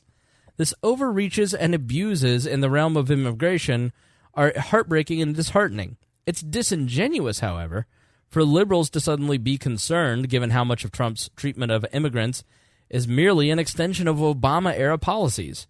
Recently, several instances of abuses were shared from kids in cages to prison buses, which were at the time blamed on the Trump administration, but were later exposed to be from before his inauguration. That's true. The separating of kids, like if you look at the Obama-era photos of kids in dog kennel cages, they're not on cots. The Trump kids are on cots, at least. So we've, as a country, have managed to, we may separate children from their parents, but at least we're giving them a cot. It's progress. Right, yeah. Like, that whole thing, to me, is like, and you try to have a conversation with a Trump supporter, and you go, do you support this? This was the consequence of coming to this country. You break the law, this is what you get. But do you think it's right to separate human parents from human children? This is just the consequence. It's like the way it's got to be. It's the way it's got. It's like, this is the country that you want to devise. This is the country you want to live in. Oh, this is just how it is. Oh, for fuck's sake! I hate you people. Get out of my. You can't just let them have all our money. Like John Ulrich. Go to our schools for free. I try to live a life where I don't wish ill upon people, but I cannot wait for something terrible for the police to kick down their front door. Right. Well, this is the price you pay, fuckwit. Right. Like, okay, but like, take their nationality out of it. Have some empathy. If you were a parent or you were a child, would you want a child who is being breastfed by a mother to be separated and given formula and totally separated from their parent? Wonder why that person's going to be a violent gang member. Oh, I don't know. You detached them from their attachment figure at the most vulnerable stage of their growth. Like, you fucking idiot. Like, it just, to me, you don't take the bird out of the nest. Right. Little baby birds. And so this is one of those instances where the Trump people are just, it drives me crazy because you can't see the humanity of the other people because you're so invested in protecting the president. Because if I give it even an inch, then the libs will win. My team. I've got to own the libs. It's impossible to take liberals and journalists' concerns about welfare of immigrants at face value after 8 years of slumber through the entire Obama administration. It's not only disingenuous. What the president's opponents don't seem to understand is the hysteria and excuses are only driving more Americans into believing that we were desperately in need of a corrective. The refusal to accept that millions of Americans knowingly voted for Trump will only help the president earn another term. For the hysteria from the left over dissent of any kind, but especially pertaining to Trump, is precisely what has resulted in the owning the liberals' mentality on the right, which is only gaining steam. As Selena Zito explains in The Great Revolt, Rust Belt voters watched on cable television as the left and journalists pigeonholed their rebellion as an ugly bout of white nationalism, doubling down on all the elitist snobbery those voters sought to rebuke. And it's starting to get to me, too. And, like, it's partially a reaction to the Trump years. Like, or the Obama years. What Obama did so well was talk down to people. You know, it was this, I'm very intelligent. Like, he would go on these, like the apology tour. He never actually apologizes on the apology tour. He just kind of goes over to the other nations and kind of says, we made a lot of mistakes and America isn't perfect. And then Americans back home don't really feel like their president has their back. And patriotism is a big deal to a lot of Americans, even a lot of libertarians. And, you know, Obama was... It's like the quote in Ben Rhodes' book, you know, when Trump won, Obama's words were, I guess I was just 20 years too early. Meaning these people were just too stupid to get it. You know, and the reason that the North Korean talks have never really worked is because it's the Clinton and the Obama administrations sitting down with the North Koreans and just talking to them, talking down to them, you know, treating them as if they are not equals and saying, this is what you're going to do, okay, honey? This is what you're going to do. And then they go, well, no, we're not going to do that. We're independent thinking nations. And who knows if Donald Trump did that? Who knows if Donald Trump sat down and actually listened to anything he said? We don't think that he probably did, but you know, at least he tried. And so that arrogance is part of the Trump movement. It's that counterbalance to being talked down to for 8 years. You're just not enlightened enough. Yes. Anything? You two seem like there's pregnant pauses here. I feel like you want to say something. No, like, I definitely understand the, I mean, it is the pendulum theory.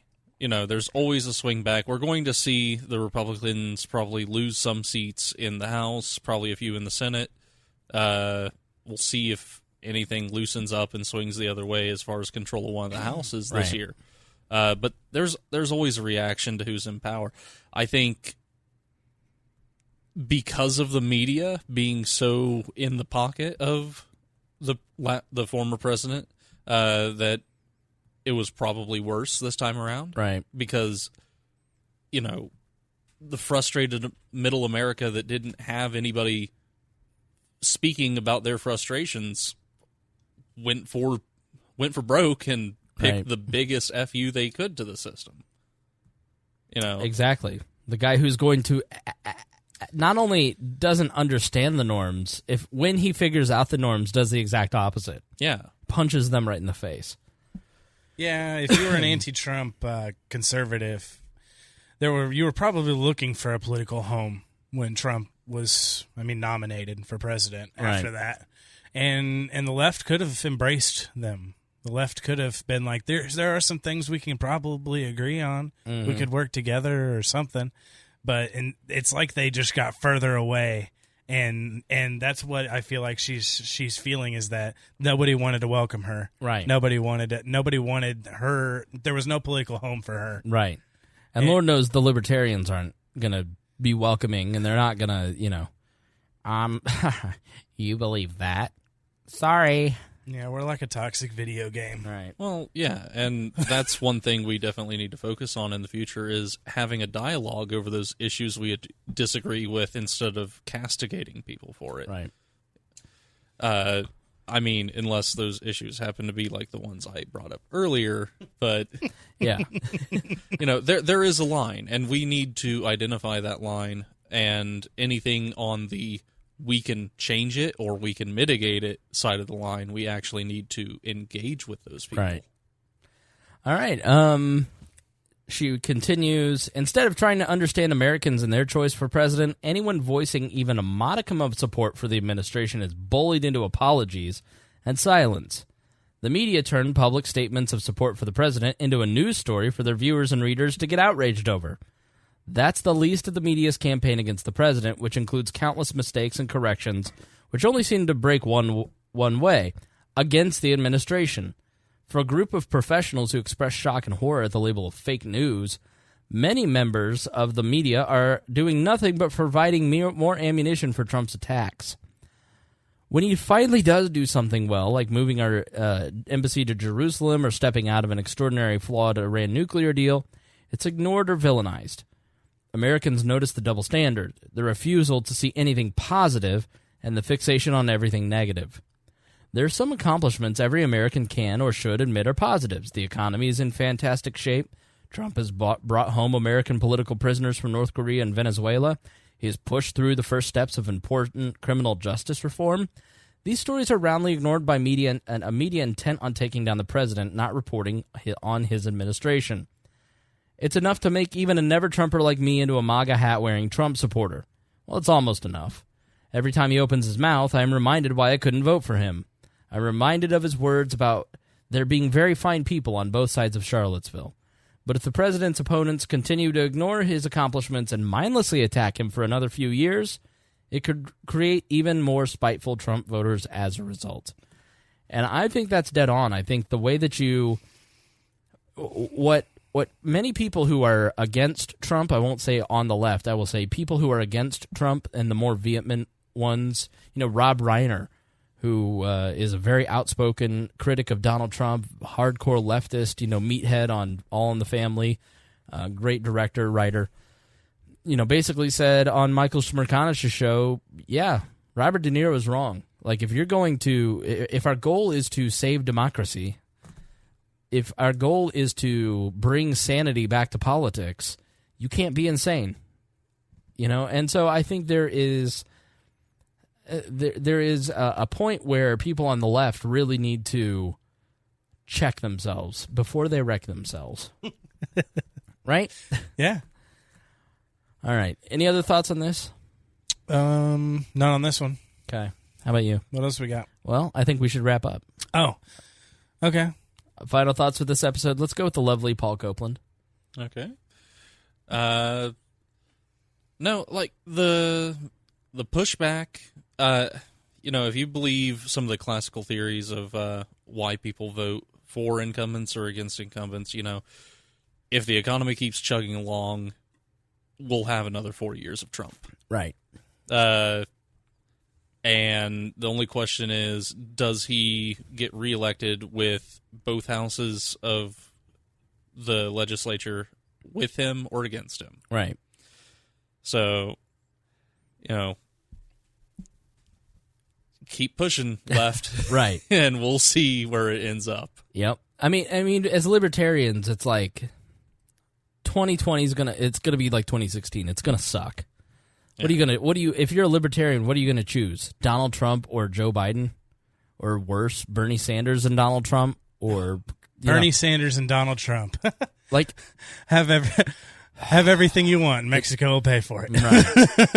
Right. So like for libertarians, it's not going to be a great choice, and all the people being discussed for a candidate in the Libertarian Party, I wouldn't vote for at this point. I mean, Weld could make a case. I'll vote for Weld. I could vote. I could see myself voting for Weld, but I don't know. Like, to me, it's just I've been told this lie so many times that I can bring lots of donors and I can bring lots of support. He did. And we raised more money than we ever have with him. Ever. Yeah, but I don't know. He's so uninspiring. We got more votes than we've ever gotten with him. Then put somebody inspiring as his vice president. But you don't want someone inspiring. You want a leader. And it's about time the Libertarian Party picked leaders. I know, and I don't feel that Bill Weld is a leader. Is definitely a leader. Nor do I think that Bill Weld really understands the basics of libertarianism. He's been in the party for 5 years now, 4 years now, right? That's a lot of exposure to. I saw the guy speak, and he's struggling, but he's better than he was in 2016. But he's still, If he would have ran and then not done anything for the party for 4 years and then asked to run again, I would have been like, no, screw you, go away. But he's been holding donor events and fundraisers, and he's been trying to help the party. Right. So if I think he can earn it that way with me. If Bill Weld had acted, say, like McAfee, and disappeared for 2 years and then said, well, if they want me back. Yeah. It's like, if you'd stayed and helped build, we would have you. And I'm not at this point saying that I would never vote for Kokesh, but I've been around long enough and have seen so many of Kokesh's stunts that I just can't. I don't know that I'll be able to get there, but record's too big. I'm gonna give him an open mind. John McAfee, I've watched Gringo on Netflix and Showtime. It's a no-go. I'm sorry. I will never vote for that guy for anything, even if, let's say, Ross in our group is right and that it was a smear job and all of it's untrue. It's still out there. Mm-hmm. It's still out there for your normal voter to go watch Gringo, and they're never going to have the sophistication to go to a Facebook group and the well has been poisoned on that one. He's done. No, thank you. And I don't trust Kokesh to not poison the well himself and try to get arrested for polluting. Right. I like Peterson, but he's not going to run now because he's already running for something else. Yeah. But anyway, so my final thoughts. Are you finished? Oh, I'm finished. Okay, I just want to make sure. All right, go ahead. I have a little story.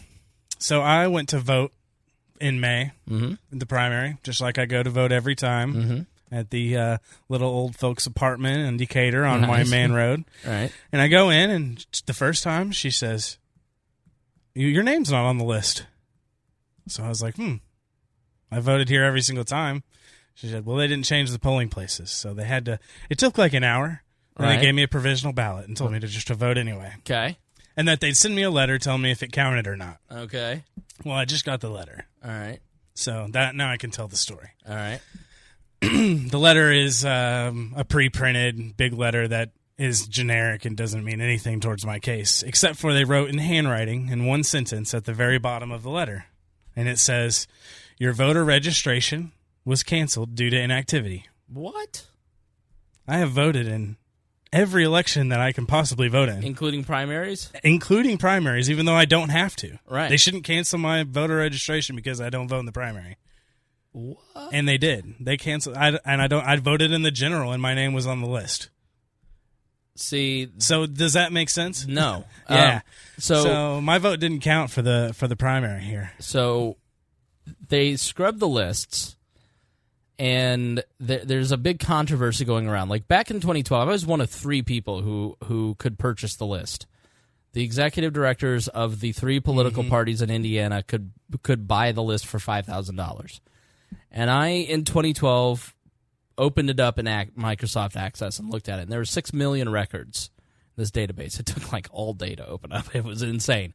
This file, it was crazy. So there were 6 million records. There's 6 million people in Indiana.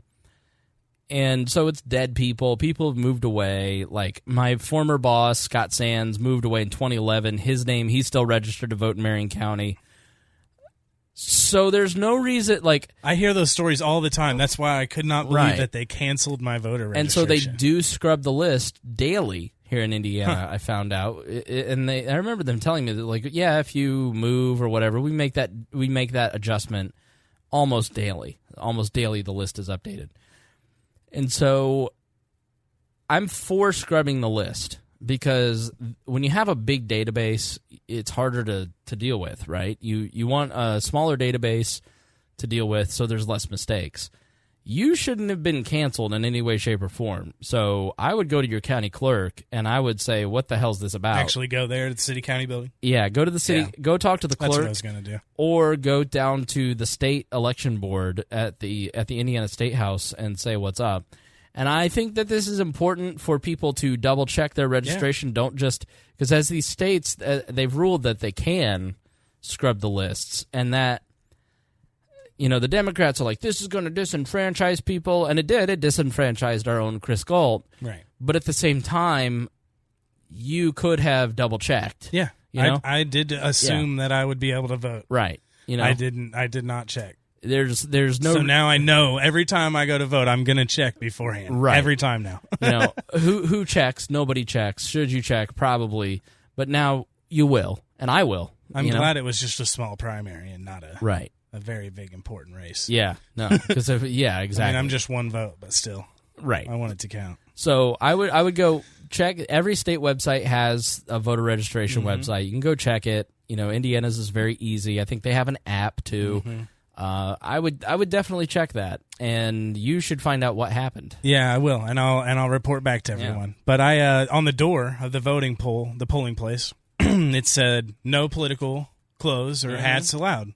Well, today the Supreme Court ruled that we can. Right. We can wear whatever we want into those places. Which here's why this is a great thing. It's so great. There's one reason that this got changed. Okay, it's because every time you work the polls and you're passing out, you've done this, Gault, you're standing out front, you're handing out materials, brochures as people walk in, you got to pee, and then you got to take off your shirt or turn it inside out or whatever. Go inside and so you can go, And so this is ridiculous. This is not some person who cares about the First Amendment. They were like, I should get to pee. Yeah. That's the reason. No, I'm not saying that's the actual reason. 3 of the 5, 7 justices. Yeah, it's like Elena did it just for pee breaks. Right. Elena Kagan's like, I remember that time I needed to pee. But yeah, that's it. Thanks for having me on the show. Yeah, absolutely. See you guys in next week or in a couple weeks. Yeah, it was fun having you guys on. Thanks for coming back, Paul. Hope that lots of people hit you up about Liberty and Chill. Yeah, I hope so as well, and I will do better about getting on that. Yes. As always. Entirely on my shoulders, the failing of getting this running. Paul, as you know, I'm the listeners and the listeners are me, so I need you to make a public apology to me. Oh, wow. I, Paul Copeland, do hereby apologize for my failings in seeing through the duties assigned to me by dear leader, Chris Spangle, and by the audience of We Are Libertarians.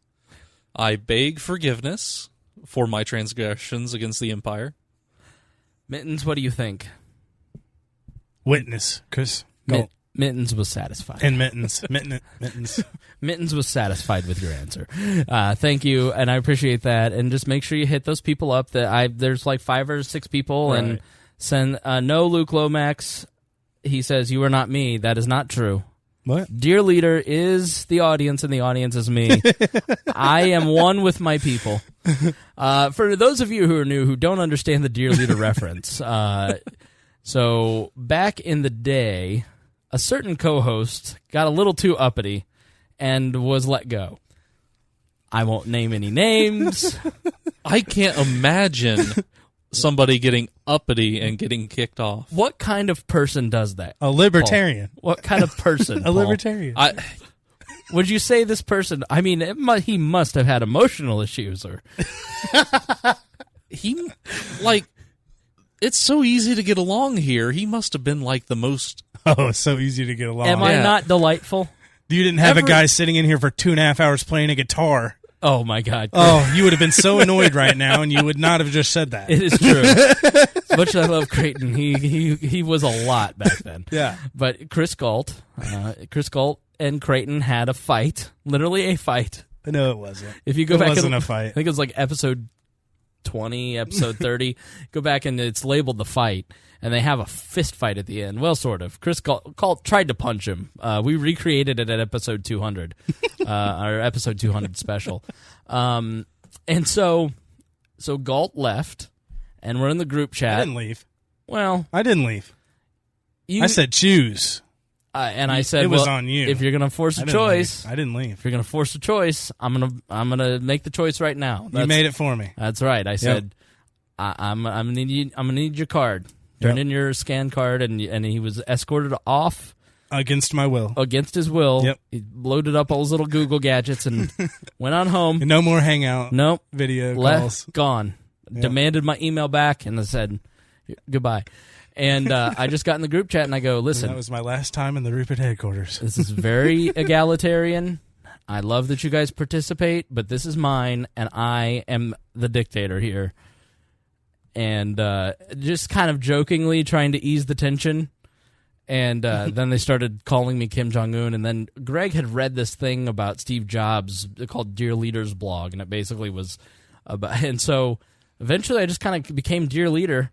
And, doesn't help that you were also the president of all libertarians. Yes, Duke Oliver, city county councilor, once introduced me to Joanne Sanders. He goes, "This is he's the president of all libertarians, Chris Spangle." No, it's executive director of all libertarians, though. And that part's fine. And that joke combined with the Gault thing eventually transformed into, "I am Dear Leader, the most glorious emperor of all libertarians." The supreme commander of the realm, the realm of mandatory freedom. I have to look up my title, but it's very official, and so, and I think it's just hilarious. Like, we used to take propaganda posters from Korea and put my face on it. I did a video once when I accidentally got killed on Facebook, and I made a video. I think it's still up on our YouTube channel of Dear Leader Dies. North Koreans crying and wailing at my image.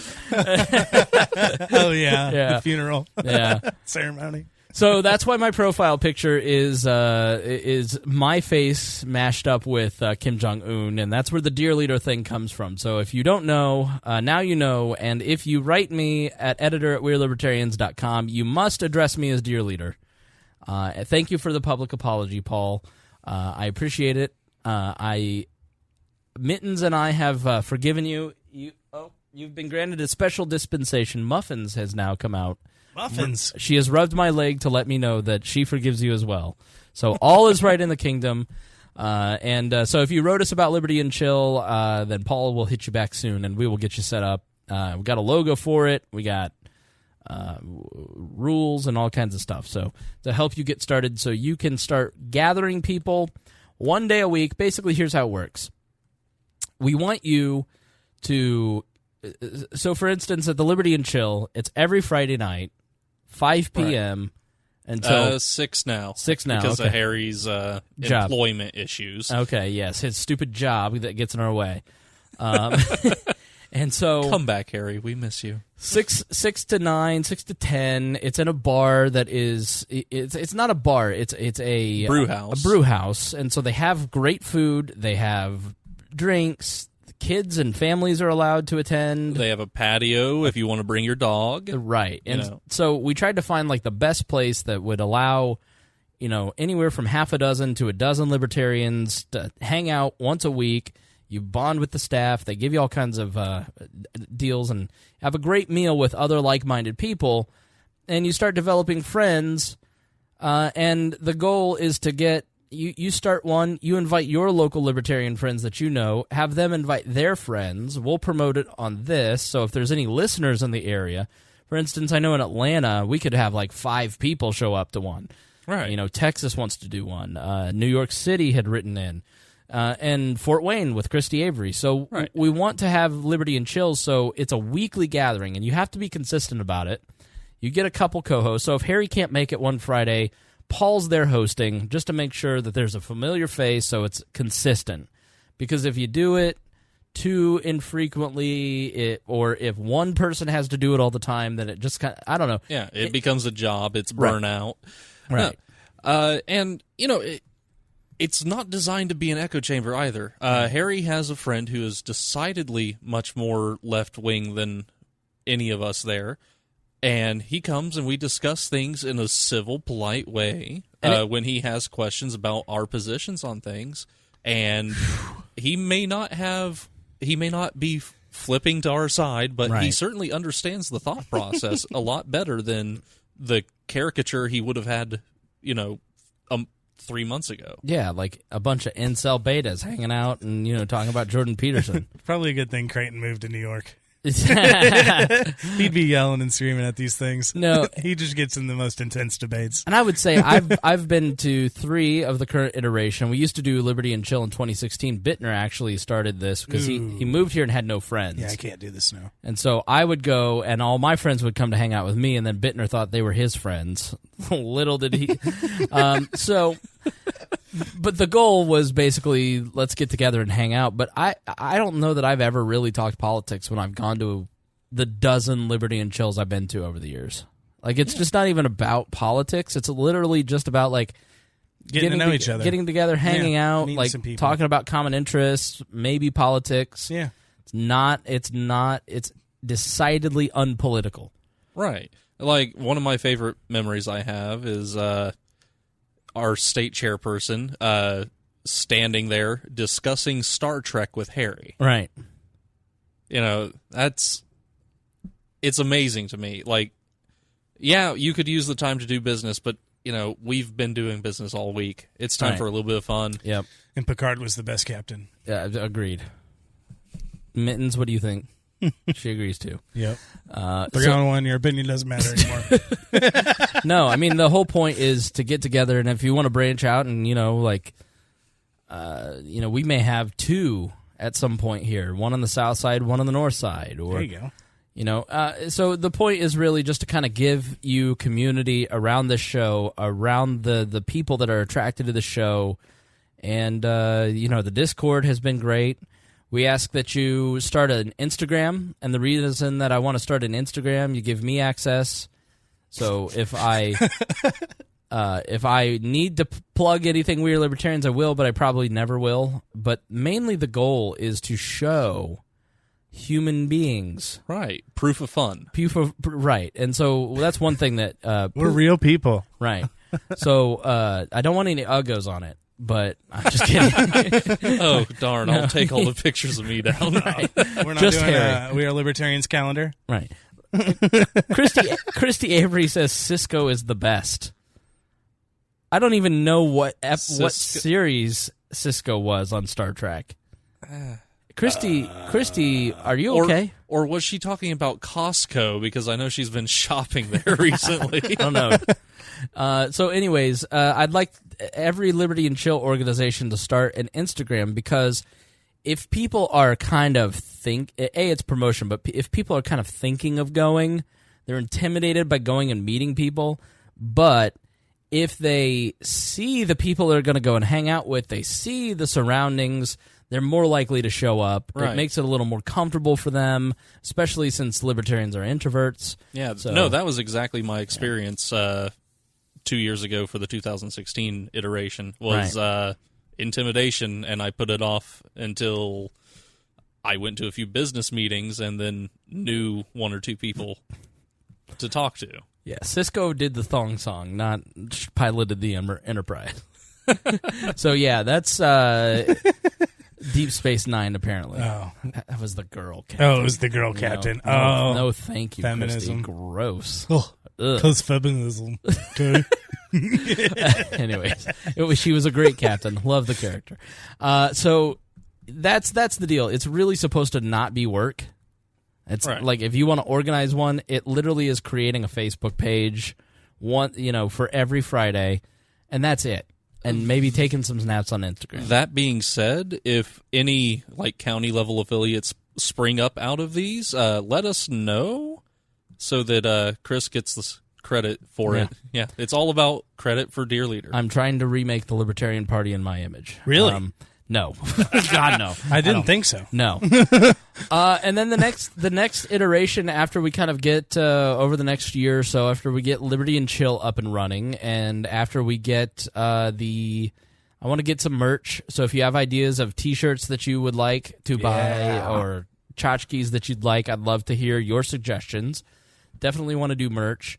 And some affiliates. So like if you shop on Amazon, you go to our link and then we get credit, buy books. I want to do all that stuff because that's just to me basic stuff that I should be doing, but I just haven't gotten around to setting up yet. Mm-hmm. And then I want to eventually here in the next year or two, there's two plans that I really would like to have happen that are in the long-term planning. First is WallCon. I'd love to do a convention here in town, bring people in and do a Liberty and Chill for a weekend, basically like a fun little retreat, get listeners together here in Indianapolis, do a live show. Wow. Did muffins just touch your foot? My vagina's wet from WallCon. WallCon. I cannot wait. WallCon. And so, have a fun little retreat. So if that's something that you'd be interested in doing, then please, your encouragement, that I'd love to hear it. And then secondly, Boss Hog of Liberty, I think if you look at our selection of shows, it's me giving friends podcasts. I think Bittner's Keto Podcast has run its course. Miranda's World has run its course. Miranda is going through life changes and making some really positive changes in her life, and just kind of felt like, I just don't want this stuff out there anymore. That's not going to be me anymore, and I just don't want to. So if that disappeared, that's why. Tad, we still got Tad. Tad Talks is still out there. Mm-hmm. He may do an episode at some point. And Jeremiah wanted to do a show, and I said, sure. No idea what the show would be, but Jeremiah is one of my best friends, so here's your show. And what it has turned into in Henry County and Newcastle is the media outlet. It's amazing what Dakota and Jeremiah and their co-hosts have done in Newcastle, in doing a show or two a week. They are the premier media outlet in their county. Yeah. Okay? They have a studio downtown. They have a studio downtown. They have a studio before me. But it's easier in a small town to buy space. Yeah, it's lower rent. Right. If you live in Indianapolis and you want to give me free rent, then low rent, cool. That's all you need. Property manager, Patreon. Right. But anyways, those guys have done a great job of interviewing every candidate that was on your ballot that would come on, of every party, every controversy, every news topic, every county council meeting is attended and recorded, sports, entertainment, as it exists in Newcastle, Indiana. History. With the one episode about the unsolved case. That was interesting as could be. Yeah. And, everybody's mad that we didn't know who that woman was. Oh. Like she matters. There were two captains in Star Trek. Come on. The opinions of Chris Gault are not necessarily those of Chris Spangle or anyone else appearing on Wall Network. And so what those guys have done out there is create really a thing that, 1,000 or so people are listening to, but they're major voices in a small pond, and it super serves a community, and it really has shown the community that libertarians are not only not weirdos living in their mom's basement, they're fun and engaging and knowledgeable and ready to lead, and they've had 3 front-page news articles about the show. I mean, it's just really amazing what Boss Hog of Liberty has been able to do. And what I would eventually like to do is maybe out of these Liberty and Chills, start helping podcasters in your local community do the same thing. You know, I'm not going to be able to send equipment or spend a lot of time nurturing a ton of those podcasts, but in terms of giving you some recommendations and giving you some advice and guidance and and push in promotion the right direction. Yeah. You know, like Jeremiah and Dakota ask me every month for 5 minutes of time. You know, because they Google I plug this in and it's giving me static. Exactly, what do I do? Right. You know, but they're self-starters and they've built their own little thing. And so I really think that is a great model for the libertarian movement moving forward. Start your own little niche podcast, because we didn't know what it was going to be when it's like the greatest troll to me is that Jeremiah's bossy, so I called him the Boss Hog of Liberty once, and then made that the title of his show, demanded that he make it the title of his show, and now he's being taken seriously under that title. Like, it's funny to me. But you know, it's wall style. It's irreverent, it's fun, it's a great look at we talk about national issues on the big show here. We talk about cultural and societal issues and things that affect you. You know, I don't talk a lot about Indiana politics. If I talk about Indiana politics, for instance, it's anecdotal. It's because there is an example that I can show you exist in your community. And so when they wanted to do the local route, I was like, hey, you guys know you're making a choice. Like, if you go this route, you're not going to get people in Georgia or California to listen. And how wrong you were. There are some. Maybe. I mean, we listen out here in Marion County. You listen. I've never heard it. But they, by making that choice, they really stumbled into a great model for people. And I invite you to listen to the Boss Hog of Liberty, because I think if you are interested in starting a podcast around your local community, they do a great job, and I'd like to see that rolled out to other communities. Because if we have a network of, let's say, 100 different local podcasts, and we have 100 different Liberty and Chills, and our coverage of the United States at that point is, nationwide, not only can we or libertarians be an important voice, but you can be an important voice in your community, and you can be an important voice in the lives of other people. What? Apparently that captain's not a woman.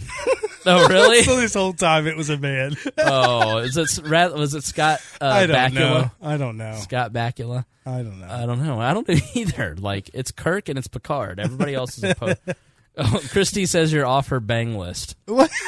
Christy's no longer... Well, shucks. I'm going to Google this Captain Sisko. So yeah, I really think that... Sisko, let's see here. Oh, it's Black Picard. Okay. Oh, that's fine then. Deep Space Nine. All right. I love this guy. This was a good captain. I agree. I thought he was great. The actor's great. And I really feel like he, yeah.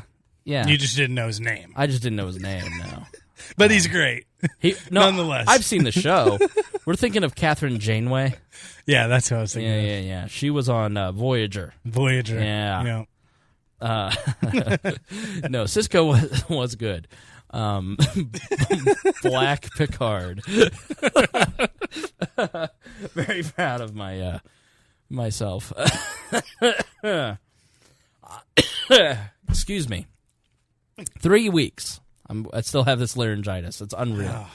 My throat, when I lay down, will be on fire. So I've just been Advil and Robitussin it up. So, anyways, those are our plans. I think, what is important for me is community. I think it is, as I've kind of talked a lot in the last couple episodes, and it's always really been an important part of the show. Gault can tell you, being here from the beginning, what makes We Are Libertarians different than other podcasts is that it's really a community of people who contribute to this.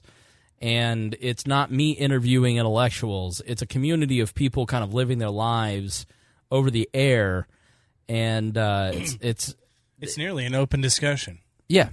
I mean, you can go back and listen to me change my mind over 6 years, and I will continue to change my mind, and you too. Yeah, definitely. Maybe not you, but Paul will.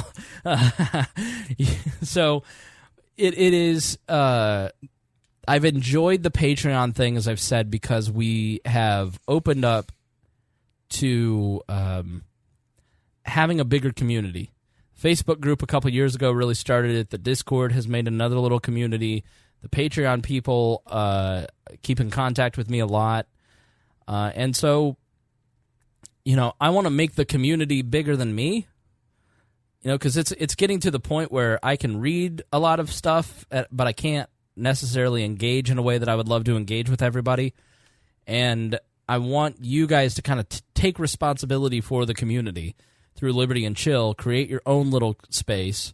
It's going to help the podcast because people show up and you say, yeah, there's this podcast we love, check it out. But more importantly, it's about you finding meaning through relationships with other people who share an interest.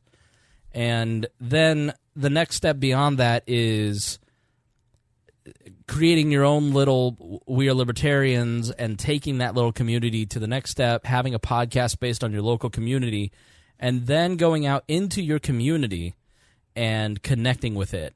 Yep. And so first you connect with each other, and then you connect with your community, and through that process, you show that libertarians have solutions, that they have hearts, that they have brains, that they have character, maybe not charisma, but we'll work on that. And so these are things that I'd like you to be thinking about, listener. And I don't want an avalanche of people writing me here in the next week saying 400 people want to start. I want to start a podcast. I want you to start a Liberty and Chill. I want you to listen to Boss Hog of Liberty and check out what they're doing, and then maybe in 6 months we'll talk. All right. So, because I think it's important to kind of have your plan together and know that really 30 people are going to listen for the first year. Yeah. But it's about... And they did to him. Right. He had to grow. Yeah. And in a few years, he might be able to run for office there. He's already running for office. I think Jeremiah is dangerously close to being elected to city county council, or to the county council. I think it's county council. Yeah. Yeah, it's county council. Yeah, and it's because, partly in a big way, of Boss Hog of Liberty. And it's not because Boss Hog, they're not doing stuff that is offensive and provocative, and they're trying to wake their community up. They're really just being open-minded and talking through the issues objectively. Yeah, exactly. They're being leaders. Right. Yeah. Exactly right. Explain that. Well, leadership isn't about grabbing people by the shoulders and shaking them and shoving their nose in a book like, read this Rothbard. Right. Read Mises, read Rothbard, read Bossia. Right. You need to go back and read the law. It's that Obama thing that we talked about earlier, that arrogance of you just don't know enough yet. And I certainly embody this. But being dear leader, I'm allowed. You people need to do it. But you know what I mean? It's that attitude that your opinion isn't important. Your worldview that has been shaped by your life isn't important. You need to just believe what I believe. Right. No. But what Jeremiah does very well is he sits, listens, he makes a decision based upon the information he's given, and he goes with it and he sees it through. Right. That's leadership.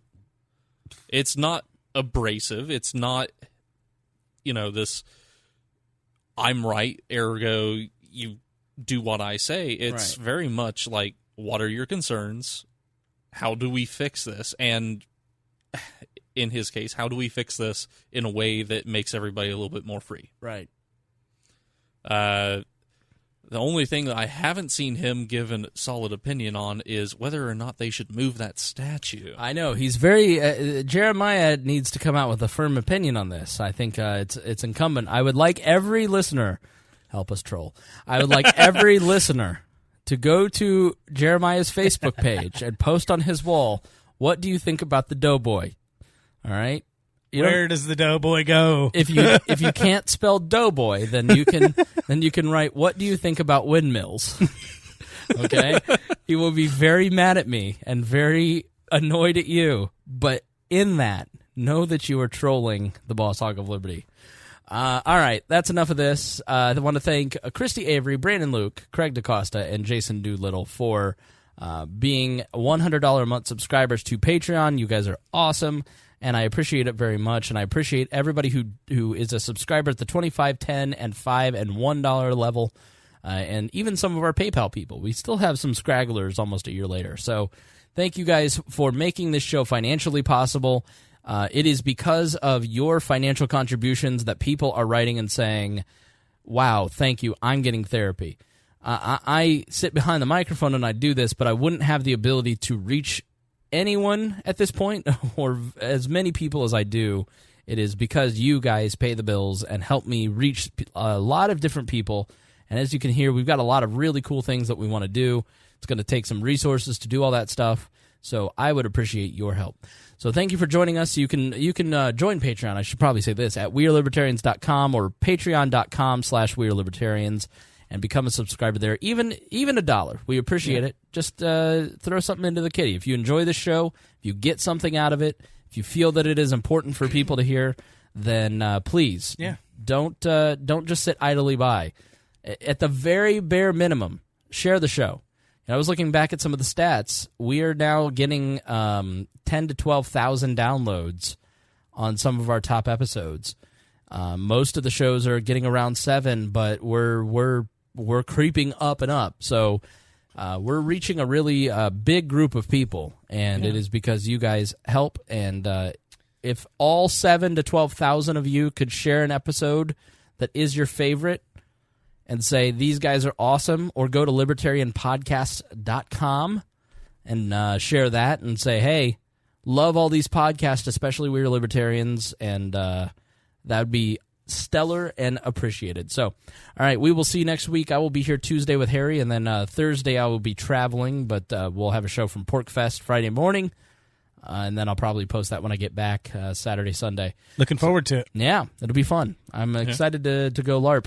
Liberty LARP. Oh, are you LARPing? I'm Liberty LARPing. Oh, yeah. Going up and pretending to be free with all of the hand caps. You gonna mud wrestle Paxton? Pax, I told the story already. He already left. He rage quit the group. It made me so happy. You're gonna be on some kind of drugs this weekend, huh? Oh, Liberty. That's my drug. All right, thanks guys for joining us, and we will see you next week. We'll do better next time.